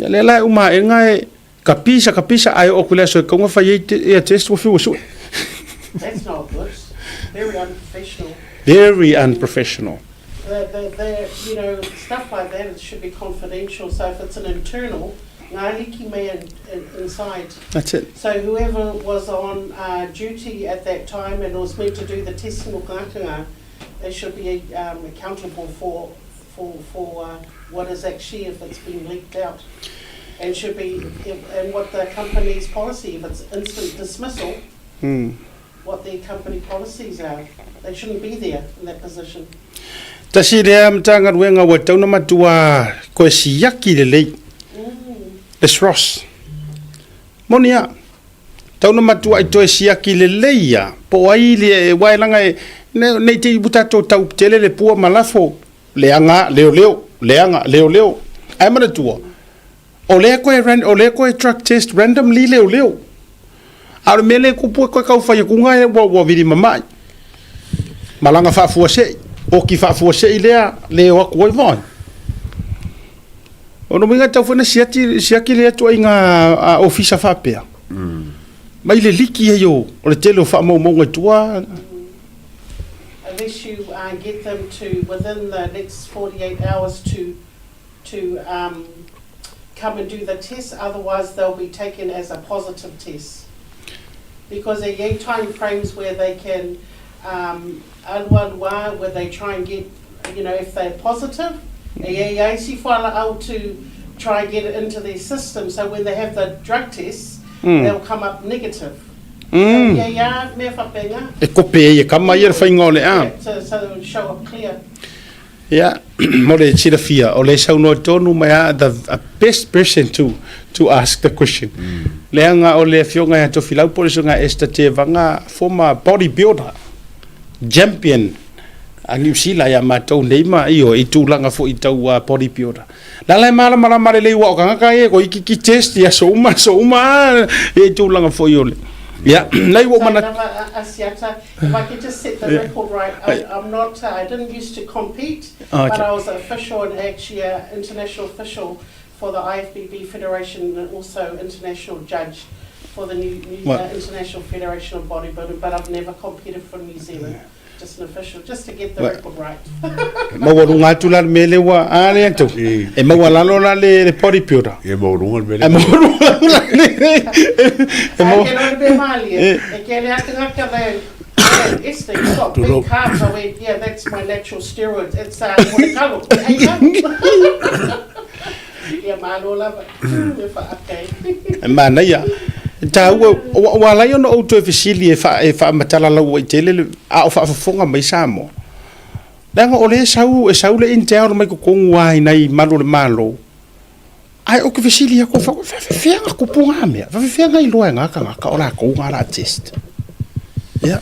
E sau fo kari ko fo mai ala le mer nga le ke ia nga e uma e nga su e kanga ka ia le nga fa nga fi ale e o ko ngai o ro fa sa mama. Kere sini ia mkangaronga maka ukia mata utia ya tato wo ina ime tato community pamon mole te vanga. Yeah, no lava. So this week the Labour has announced its party list for the upcoming 2026 New Zealand general election. Pacific representation remains prominent in the reshaped Labour lineup. So we got at number 2, Carmel Cipollone, MP for Kelston. Number 3, Barbara Edmonds, MP for Mana. At 24, Judy Salesa, MP for Pamure, Otahu. At number 32, Anai Neru Lewasa. 42, Lemonga Lydia Sosere, MP for Mayele. 48, Anahila Kano Ngā. And 64, we've got Sanj Balama. And number 67, we got Henrietta Hankin Kangaloa. So, Asiata Maniatawa, it is so good to actually see Carmel Cipollone maintaining number 2 as our deputy leader and Barbara at number 3. Okay. These are two significant positions in the Labour if they get into government. So it's really wonderful. Julie Salisa Malimonga, Lydia, they're in safe seats and they should be back in Parliament, I reckon. 42, yeah. Lali numero le ia le mau. Number 42. Oh, yeah. But because Mayele is a safe seat anyway. Yeah. But interesting. Ole mana ia la tele nei tatu wa tamafana wa samo le vanga le ia na eneru. Se tamina la ulisi ko fa bole yes. Number 32. Oh, okay. Malo fa tai malo ia le to tele ia wala ngole le paie ta wona to tele nei tatu wa ya ro va ia tu fo ile looking strong fo yo la to ia le nei fo ita penanga ma tulanga. Alo no winga la ya tangia mai le lisi lea pe afa pe il fafsili to filau. E tangia mai ala o la tu mauka me o le tulanga foi le sui tai tai. Barbara Edmonds at number 3. So yeah, both are significant positions in Labour if they become government. which is really good. Yeah. No lava Kaka Pacifica. Malo whawtai, yeah. Yeah, and next, wonderful to see more Samoans standing in the up-and-coming election in other political parties. So the ACT Party candidate Henrietta DeVoe is contesting one of the Labour's safe seat, Pambio Otahu, which includes part of Otara, including held by MP Jenny Salesa, and Green Party candidate Michael Mulipola is contesting another safe Labour seat, Mangere electorate, currently held by MP Limonga Lydia Sosene. So no surprise, ACT and have Henrietta up against Jenny Salesa. Also Michael Mulipola of the Green Party against Limonga Sosene. I guess it provides an alternative to Labour for these electorates where we have a high Pacific population areas here. O lau te talo a lea tofi laulanga le ua tātou taranoa le ataua. O le ua tātou a whea mai listing o le matūlanga o le porkiki. Ai e whaalau ke lea lau tala. O le te talo a ia. Ia moni se sao ma se kao, ma se ngā ruenga anai o tātou sui ma sa moa ngai. Lea hoi ko kongo le pāre menge inga ia whai moro kako wakungu. O le wingo lau tala, te le whapea fwe whatu whapito manu ia tasi. But, o le kele i o kako wore i kongo pinga le ofi ngau mo le Pasifika. Ia mana e fo ise vahenga e o e fi nau mo kako sa moa langa i eile kako treaty ma New Zealand. E ka o le Treaty of Friendship. O ai umala le la whata pena e tā mo moe. O le haungangi ngā mare ka kaloro ngā. Ia hoa koe langa a whahalau tere lau tara noa vanga lea ataua ma tofi lau. O lesi scheme lea makua i leanga le whainga matua whainga tā. O le quota scheme. Silia ma le 5 se fulu job offer ma pepe whainga ruenga ia ngā maua ko ka ngaka ia ngā le ngalaki se i nā le se i leo pa le se i mua. Ma se i kuaku. Decline uma.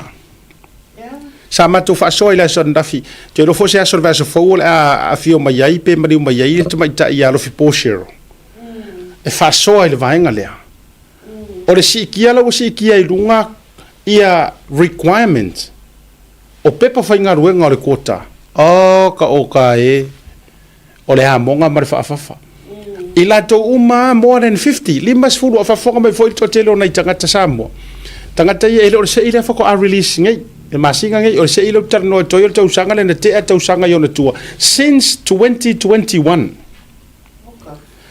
e ila tanga talana maua job offer sa kui kampangi e me se forkero nga ruenga mai la lo ai to te sirfia e fai o le levanga fa kali se i fai la kongo fo mauma ai la tu le tali le wala tu nei decline more than 50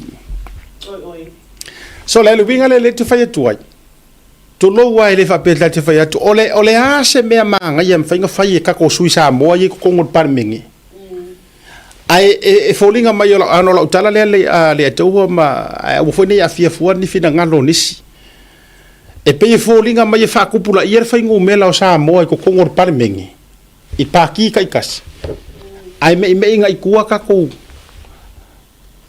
ai aru nga i kua pe aru solo muli le fai ngo fio mea ai ate to manatu le taimi fatoa amata ile quota scheme sa le ikele ki kanga ka sa mo i kokongu o le pale mengi ngi usila o le faingo fie ole tu ala lo la male vaenga le o le talo fo talo sia ia ko sila ange e me ka ko fe nga le quota awa mai tato vaenga ye toru to filau male ya to o le visa visitors visa o le seasonal worker ma le quota ia te au o le quota lava le vaenga currently ma le nia sure seasonal workers ia mongi ai sau come and go free visa ia e ko kiki o le maua ke le fu yes o le currently o le o mai e fainga ruenga ma ngofo mau le ka oko i le quota scheme Ya tau foi la ya, ko te tau na to sila ma. I think we need to really have a look at that le aungane o le treaty of friendship i le malo Samoa ma le malo New Zealand. I feel it's underutilized i le vai kaimi lea. Okay, loe, I know that it'll get stronger i le vālea with wawasa māneia whape fo i le malo Samoa with the current visa. It's sad whaalongolongo aku asiata i application i sao mai for my limas furu le Samoa top offers. Job offers, and they'll be declined.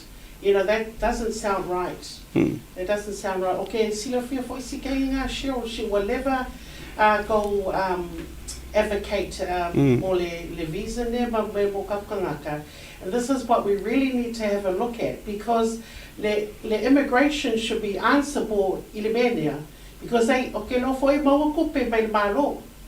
I le vānea, and if they're not treating us anything special, o le aunga o le treaty of friendship, they're like just treating our applications normal like everyone else that is queuing up for molako application, and it's not acceptable, really isn't. And that's why, and so I think they really need to, we should call them out and have their answer. If these are job offers that are being offered by companies that are registered companies, and they legit, they are registered under the Companies Office of New Zealand, and they've been offered a letter of job offer to these people, mai ka Samoa, why are they accepting it? It should be acceptable. Yes. If they're a legit company, then those job offers should be acceptable. I would actually call them out and have them bring them out. Bring them stuff from immigration. Let them answer. And where's this friendship? We're treated like everyone else. We are meant to get special treatment. O le aunganga treaty of friendship. You call that friendship? That's not friendship at all. Moni le lau so nga tofilau. Moni le taua ia o le voicing of o mataupu nei. Te whele whawhakabele a taua o le van. Na lo talo fafoi lele matava vai atu. Pela mo mafuang faila ukala lea. Langa le wo vai atu ngai le lisi mai ele ngato le leipa o le National Act New Zealand First o le kek vai o kele o Samoa. Le wo yai. Ai me sia Samoa foi la wo le vanga ko sisila. Tele Samoa. Adversity. Ai sia wa ko fa solo ngo fainga ka ai le vale o ka ko friendship. O silinga le atu ke sili ai. E ke o kanko ilo le ia fonga ngi terms o le treaty of friendship o le mele le quota ilo wa ka konga e se ilo le quota o ko me kilonga wa kia o le visa mo sulu ma singa ke sa usa ngalo e ka kaunga fai ai le se me okup o le mele kaunga e se ilo no ngo mo o visa mo sulu ma singa ke sa usa ngalo ale mo ko fo isa mo fale nga inga la ko sa ro lo inga nga sa e ka fa le se me o fai sa ka fa le so ngalo or even 6 months. Yeah, whatever. Fatule winga na or even 6 months. Ia dia, mana tua mai. A e malo ile sei. Kusa ole wa open le door. But you have a little bit of work to do. A le wa open na ku le door. A mele wa tupu wale e sila fia to filauma. O fo ia taita. O suenga le sueme ke open fenga ruenga to filaum le atu. Ka ko uma. Pe, wa pe ka ko le ole alofa so le aka o kilo ka alofa ngai kangaka. Ai tau te sila fia matou whaafonga lei mai. Ua makua alo fo i kampangi ma fo isia. Langai mawalunga ke le requirements ala immigrations. E matua mawalunga le sila vaenga e sau fo le kongi amaka. A urunga li. E mo bia le rate o luas furuongo ka lai runga. 56K annually. Come on. Ole ai kangakaya ngalurua le minimum wage. Le minimum wage le ai ngaruru ele sko kele kongo ngiusila sikisengi mangofo mau ore afa fifea nga kangor kampangi ofa se kangaka kuloka kele fe ko se experience po se a e fa fifea nga ofa se kangaka fo abse le li ba ye lai va ai ai ofa ye se rate fa pengi luas fu wongo ka lai le kula pe luas ufiku pe limas fu wongo afer kausang a ole ye le kangaka bole vanga fa ngaruenga se fulu kausanga lua se fulu le anga le lua su kolu lua su fa lua su lima Ole mafu matua o ki fasasa o le tūlanga i la tawawai. Tasia vaenga a mauani ava noa o whaafonga mai o tau i tā pena I to tonu I le pale mene. Se maanga ia ko ue fi ngau mea ia mō kako. There's always ways of negotiating when you're in Parliament with other political parties. I o le mea o ke loa o I le vai gaimi I le malo nea e lenga ka Pasifika. Was all Pasifika iai o Labour on our opposition I le vai gaimi nea. But in the opposition and saying that, whatever for iai ka Pasifika mai kausanga ia. Ia o le aro lofa for, you know, we've got to try and look out for what's good for our people. O ke loa mo le siki sengi is to re-look at o la ko o maua le sei. Pe maua se visa le singa luenga, if they haven't got a job off, maua se visa like o le ongo masinga, e o mai su e singa luenga. Maua linga luenga, then transfer in a worker's visa, and then they can do their peppers and so forth. So there's always way you can actually try and negotiate when you're in Parliament to do a deal. You know, so it's trying to think outside the square. How can I make it happen to sosoangi mo kakangaka? Because again, ele quota. It's not being reached because a lot of our people are struggling to get the work. Ia tea. Ele fa peta te fai atu o makua I o ka alofa. O isi ka ngaka o loo ainga. La ukoe wa uma wa umar whamboe moenga I pepa whainga ruenga. Ai ngā laki Ioe, kōru whā rima kausanga karuai. E o fo ingisi la fo wala ki ringi kaimi. A ole mea le tupu. E tele kampangi e fia whaafainga rue ngaka ngaka. Ai le ingi kampangi e willing e ofangi ku ai ngā salary mangi me whapengi. Inga ia meet le requirement lea e vaku ele immigration. E sa ole le lau sau noanga. O mea ia ka kaunga o kou ia lea e kou ke fia o e whai masui o Samoa. La ko mafi kere foi Pasifika kuno wa. Pe la to fa ngale narrative le Pasifika. Ai wanga ngalo. Ese. Moa. O kanga ka piko I ko akele ar Pasifika le Kongo New Zealand. Samoa. Longa lua. O ka ko le contribute ko akele ko Kongo ka mau ai ngo New Zealand fa ko I Pasifika uma. Longa ko ele ai se me ka o se treaty of friendship pa New Zealand makonga maisia kungu nga o ka ko Samoa o le la pase se uma mai mar Pasifika I lunga o ka ko fa nga ma abuse fu ai aka ko wi for fu ngiu le la palapa ka ka ko ko ia la ka penga o I paroka le fi now me ia fi now grant mai se interim foi le nga laki o lo ngori se o quota o ko meki ro sau la wongo masinga so e sau ngaruenga ko e fo ina yeinga e ka kaunga maua le lei sau ngaruenga ile ongo masinga a uma ele ai wala varanga ka uma yai o lo ka fa vale mele nga sau bai fa le nga inga lo visa ko e fo I Samoa ko e ka uma fa ele fa pe ke fo I runga ko e aru le se ko e ka uma fa fo ila ia mai ke le a mea le inga nga fa ngofienga fa se ka ko dio mungusila la come balea lenga fai kai mi pure ka ko foi lana e mo so fai and that's where what I bet we should have negotiated gaming strike when the iron's hot if I city or gaming and because of the visa we should selfishly fai fa angale pa angane friendship treaty of friendship on New Zealand ma Samoa only or visa mo Samoa. Don't worry about the rest of the other Pasifika because it's too complicated because of the overstayers and so forth. But the A visas mo ka koa Samoa. Nga koa ma ngaya. Ma ne fo e karsia e haru e to filau paloka. I think we're going to wait and see what the other political parties by New Zealand First, my national. Yeah, kaua kel. That's ACT and yeah, yeah, so moving on. So had a good meeting with New Zealand Police Superintendent Fata Willie Whanene, National Partnership Manager for Pacific.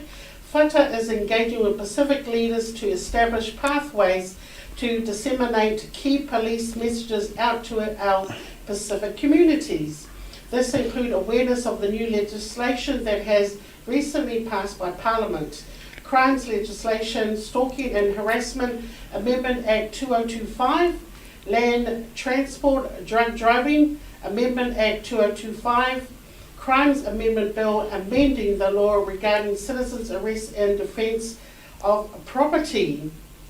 The crimes legislation, Stalking and Harassment Amendment Act 2025 covers a wide range of. Ooh, yeah. This is interesting. Asiakan lea tawa. O le act lea.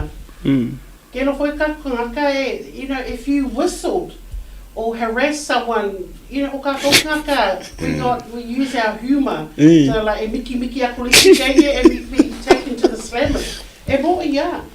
This is what this new act is. So it is not good for Kungaka Pasifika. Watching unwanted communication. Wow. Yeah. Longo winga really got to be careful in what we do and how Longo we winga talk la. and- E va ve mo waila I me ma kanga ka. A puro wale anu harass kanga ka yo fo si. E ko ona to continue to fila. Yeah. So- So Le ya taua. E le au ngala la mele ma senga faiso. Olha. nah. You can't whistle. Ai, whistle it. Nah. Fang foi a wolfen menking. Oh Whistle it. No, you can't. Wa vai la. Be taken to the slammers for that. Wa vai la ka ko le maka uki. And that's how serious. I think all the changes, this was actually to strengthen the penalty and to crack down on the retail crimes, like the stealing and so all of that. They just had to toughen up on the law. But it will affect, it's going to affect a lot of our Kaka Pasifika Lemenia. Vai le winga le So the whistling come under harassment. Stalking and harassment. Oi foi nga me fa olbria. Avelo te fai Even watching, if you're like watching stalking, you know, like it's like, what are you looking at? Yeah. Gotta be very careful. Stalking. Is it national? Vai la tatou I me ia le tu fai tuai e ka kaunga makua ku malosi ai tatou fai pule Pasifika ma Samoa. Fatu e finga winga ngi ko langa lai loa afia ai lai ele fa pu se va kor ka pungi on ango tatou Samoa o tatou wanga ia e fiso tai ai. Yes. O ka ko wanga And fa fia fia. Yo se ka fia muri ko ila walu. Ba me ia le tere na le tau. not now. I look at it as in a positive light that will really teach a lot of our majority of our men, because I know maybe some ladies are like that, but mostly men to be real gentlemen. Yeah, but then really, to fill out, pokero or issue there, kauke argue we have arguments. The issue there, the too long of pain. We're gonna, and with all the respecting, but I mean, come on, we have to live in a life. O le kauke ngai de lalo langi kauke le o telo fa tu a me kauke fingi langa e fikawila ko ka le mafau. Yeah, but in a way, it's a attitude ka ngakai express ai foi longa fia ma. But we've got to watch it if we're in the public eye. Maybe kako wai or masanya kako joking don't ignore. However, to be mindful if we're in a different setting or ye may see kaka in the public eye and they can take it. Ogo winga la e de ko ya ngala o e kirenga e nga fo le mo se faukuanga mo kama ia mai Samoa le mai Samoa a me ka fau e wori e sa o nga ia o mo fie ya fala ko nga me fa pe e o ki ela e roka ku ngai me o le piri fau le e un hands behind ai mafala e le e se ki afala ia nga fans ai a se lai fans ali ta pipi e hands behind ai la mafala e wa ngai kama mai Samoa ya sa ya bi se ho dau fa nga runga seasonal workers ke lo longa ngai ka miki nga le o kere nga design ele mele because I hate when it's very common la ke ro la to fila ula le sile nga vote le pidi le yeah but e mo le pui nga le mo se pui ngale lei se ta ofi e fo ile o langa fo ile le serie o langa fa pe ile o langa fa mo to tolo fo ile ba to fa o langa fa e Anyway, shall we move on? So let's move on before, congratulations Tele A who successfully completed the Food Club Workshop Series. Food safety and compliance, food costing and pricing strategy, marketing your food business, business reality and sustainability, showcase your food business. You can smell what Tele A is cooking? If you smell... Well, I thank God there is finally one certificate in cooking because all he did was just eating.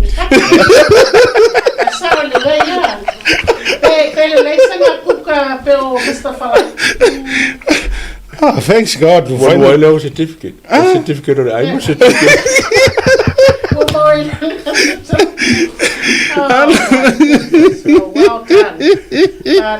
But seriously, it is a great thing to do. It is great to encourage your Kapungaka Yawhai fundraiser and food vendors to get your food compliance. Because through our food compliance and our Ikako Whareainga Yawhai, it can lead to like a proper a commercial business. So well done.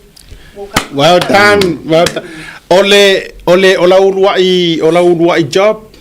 Your first Master Chef job is to please cook for us. Yes. Whatever he's got cooking now. I'm pretty sure it's just rice.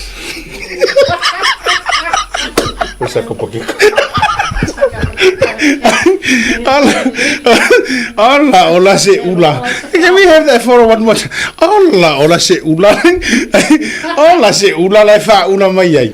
So ai mai ka ko ai ai mau ki ngo ha me ai o kuka de ai. O le sa fa popo. Awa a fai for ko korisa. A fer ko korisa e o ki fo. E o ki fo ko sa mo. I wonder what he's up to, what he's got cooking. Mr. Falai. Right. Food safety compliance. Oh, okay. Food costing and pricing strategy, marketing your food, business reality and sustainability, showcase your food. Leila, quiero la hoy. O degree mo runga na le. Oh, yeah. Show. Erefa pera showcase your food. Show me your food. Alanga i foi certificate nganga ka on attendance certificate. The award.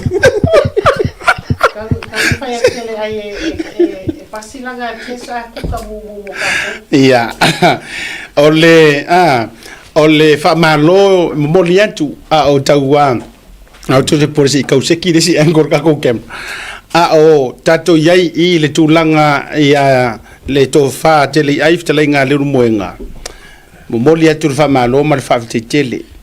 O te loa finally wa mapul tele o mapul tele o tato wa fale ainga. Ona ole wa finally wa mawa certificate ke kuka. Yeah. Ele foi ngofia me foi nka. Ayo wana all this time. Ai for fa ausi. Ai for ke po. Le mako koi foi nga fai. Skama ikan mi nga la ko o ke sa fafo. O mare le fa ausi skama la ko. Yeah, congratulations brother. Viene ole le sona taua mai atia ule ile certificate ale tofa profitale ngadu mwenga. Awan ili miki la wole olanga su ona ole matua ole soifua. You know, it is nang foka ku samo pi umaro le olanga fa o inga temi ole a onga bo fa pi bo for the life study. Alka malo. Ya, malo la vale. Ya. Ai si vai nga to filau po Paula? Nee, that's it. Fa fetai ole o pufai ole fiafi. O popole. I le pili le ua pasi. Ona o afianga e yeiwing o Godfather. Le yo na winga fo ile le pe fia e fa o pongi tama itai. E fa nga ilang kama inga ya. Vai pisa que eu walk mal ka pule.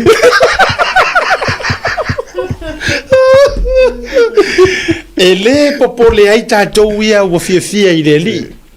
A o tangata le nga o fia langa fo e tau ta o fia ile o langa na le o langa fo ile le fa io fa mata tua pola mai ma fa vai I vivi mai foi de le fa mai Mr. Fly o langa ya vai langa man tu Mr. Fly au ane e to fa na ta sire tanga tale wa e afia I kula fongola fa mai man tu fa na tala tu no fa fongola tu no fa mai a o lo wingoa o te pa umutuai tu no wa o nga nga ka ko fa fonga mai la fa ya e awane e te to fa lo e o puna te fa e ro kai o nei fa sa sa do camera ko po ko fa ya tawarunga tato po karamel ne vanga la via fi final words pe ni ro final words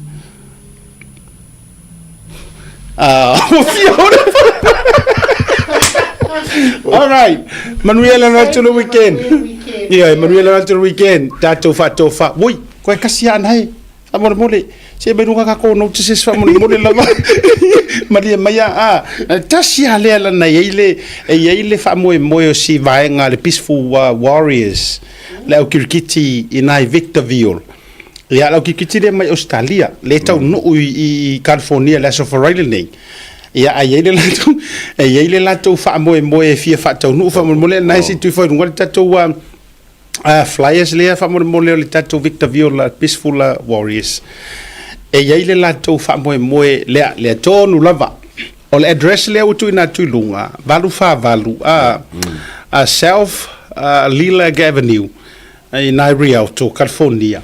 E sell la to plate food $20 ya DJ mafai tato family day fia le naso ya so ani e fo ile to ai tau nu o to si au kirkiti mai au se talia ale peaceful warriors ya o le to fase umanu ya malato fo I vaenga ya ai me se fo o leuso ya sei pani malato vaenga ya lango fa mo o nai tama mai Australia lo no winga o peaceful warriors ya lo no winga oni fita po ni to fo ile e amio e fifi le mu ya la to fa mo ya Paul now te lo isi sta to fa se langa fa mo le nai ya po I fu sta to fa now ale ai ya te lo wa e la ka nga wa ko ya la wata le tau o vi lunga na e tanga tai wa tupe o kaloka oile vai kakia e o mai foi o share soro mai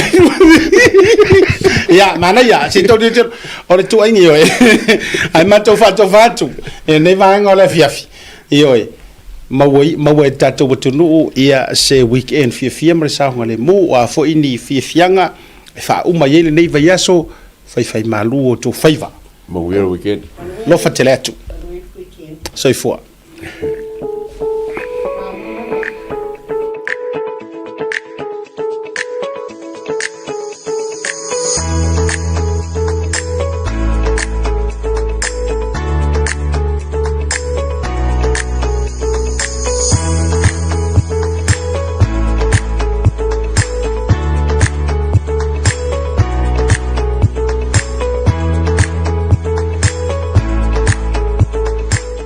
mo le fa ngai no le talo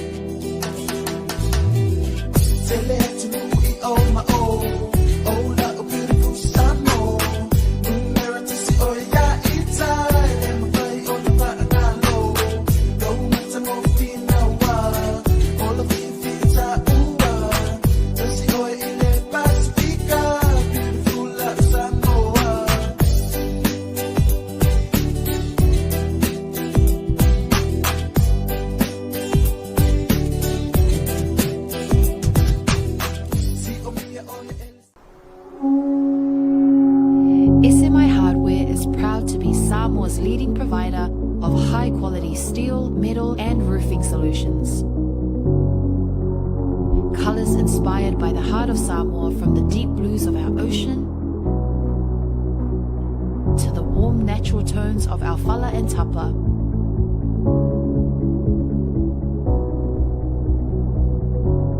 To the vibrant greens of our island plants. With over 12 colors to choose from, you can find the perfect look to complement your home, business, or community project. Built to handle the sun, salt, and storms with strength you can rely on for years. For durability and for style, SMI Hardware is your #1 choice. There is no better way to support the 685 than to buy locally sourced goods. Here at Tasi Market, owned and operated by Samoans for the Pacific. Welcome home, where every guest is treated like a VIP. As you get ready for your departure, begin your journey at the main terminal check-in. From there, head to the VIP terminal on the left and make your way through security. Then, step into a space that feels refreshingly different, modern, newly upgraded, and designed with you in mind. At Faleolo Airport, VIP isn't exclusive, it means everyone matters. Relax in a calm, air-conditioned lounge, catch up on cable TV, or simply unwind in a quiet, comfortable setting. As you wait for your flight, enjoy your first round of drinks and a selection of delicious Samoan cuisine on us. For just 115 tala for adults and 25 tala for children under 12, you can elevate your entire airport experience. Simply book online and present your receipt upon arrival. The VIP lounge at Faleolo Airport offers both downstairs and upstairs spaces, giving you the freedom to relax your way. Whether you're sending final emails, joining a Zoom call, or just seeking a moment of comfort before takeoff, this is your place. Talofa lava and welcome. Keep the flame alive. Samo strong, we will survive. Yes, 685. O le Os Pacific Funerals na whaawai le tasi le afe iwa se lau i wha Sydney, wha mawina o le lua i au unanga o le whale maliwa Samoa ma le Pasifika, o whaawai i Australia. O lea ma mia sa o loto e tama whanau la wa Samoa. Ua silia ma le tolu sanga o lana tautua wha mama avenga mo tātou tangata. Ua tele langa waa il whaafuaina o le au unanga, ma ua matua fo ile i loa le tautua. Mātou te mawhai lava o na mātou malanga atu I maota malawa e so se taimi e whaatala noa ina mta upu uma I ta pena I eil whai ngā malanga, mo le ua wala au I eile atua. E ave e sea eile atua tu vale mane le mautonu a inga whaanoa noa, e le a whaina po le hale taimi. E tā ua I mātou o tātou tūmanga no ua malu, ma o lana anawa tau ave lava lea. Dignity of traditions is our service. E tau tua le luas fulfai tu la I le fitu a solva yaso, mātou te ngālu lua e tūsam whina ngalo mana onga o a inga, a e leo so mātou manao. Mo le fia malama lama a tili o na sila sila mwhai tau malama lama lea I le mātou tu lau whamtalanga le website www.ospacificfunerals.com.au po le telefongi le totongia, tasi tolu se lau, walu ono, fitu o, le national, o lua fitu lua, fitu wha walu tolu. O le mātou telefoni fia viai, o whaali mo o, tolu tasi wha, iwa lua. Ma fesili mo rata maitai pule, na omi ma sina mua. Mana tua nei le tautua le Os Pacific Funerals Australia, lo whale maliwe le mo moe, ai tautua ina oe le alofa ma le wha ma avenga.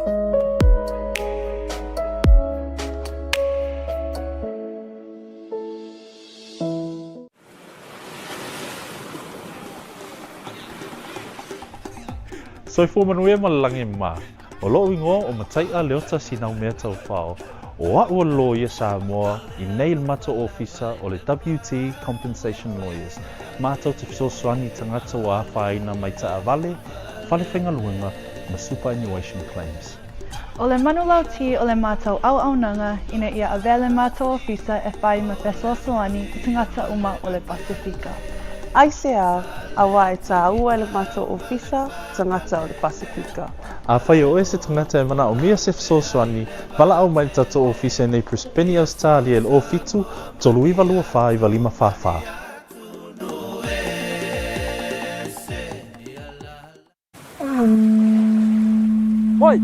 Go! Come with me. This is where our adventure begins.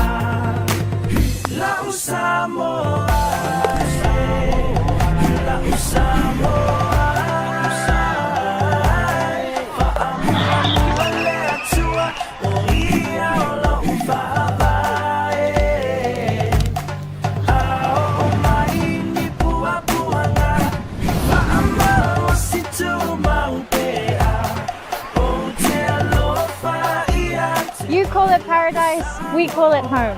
This is Samoa.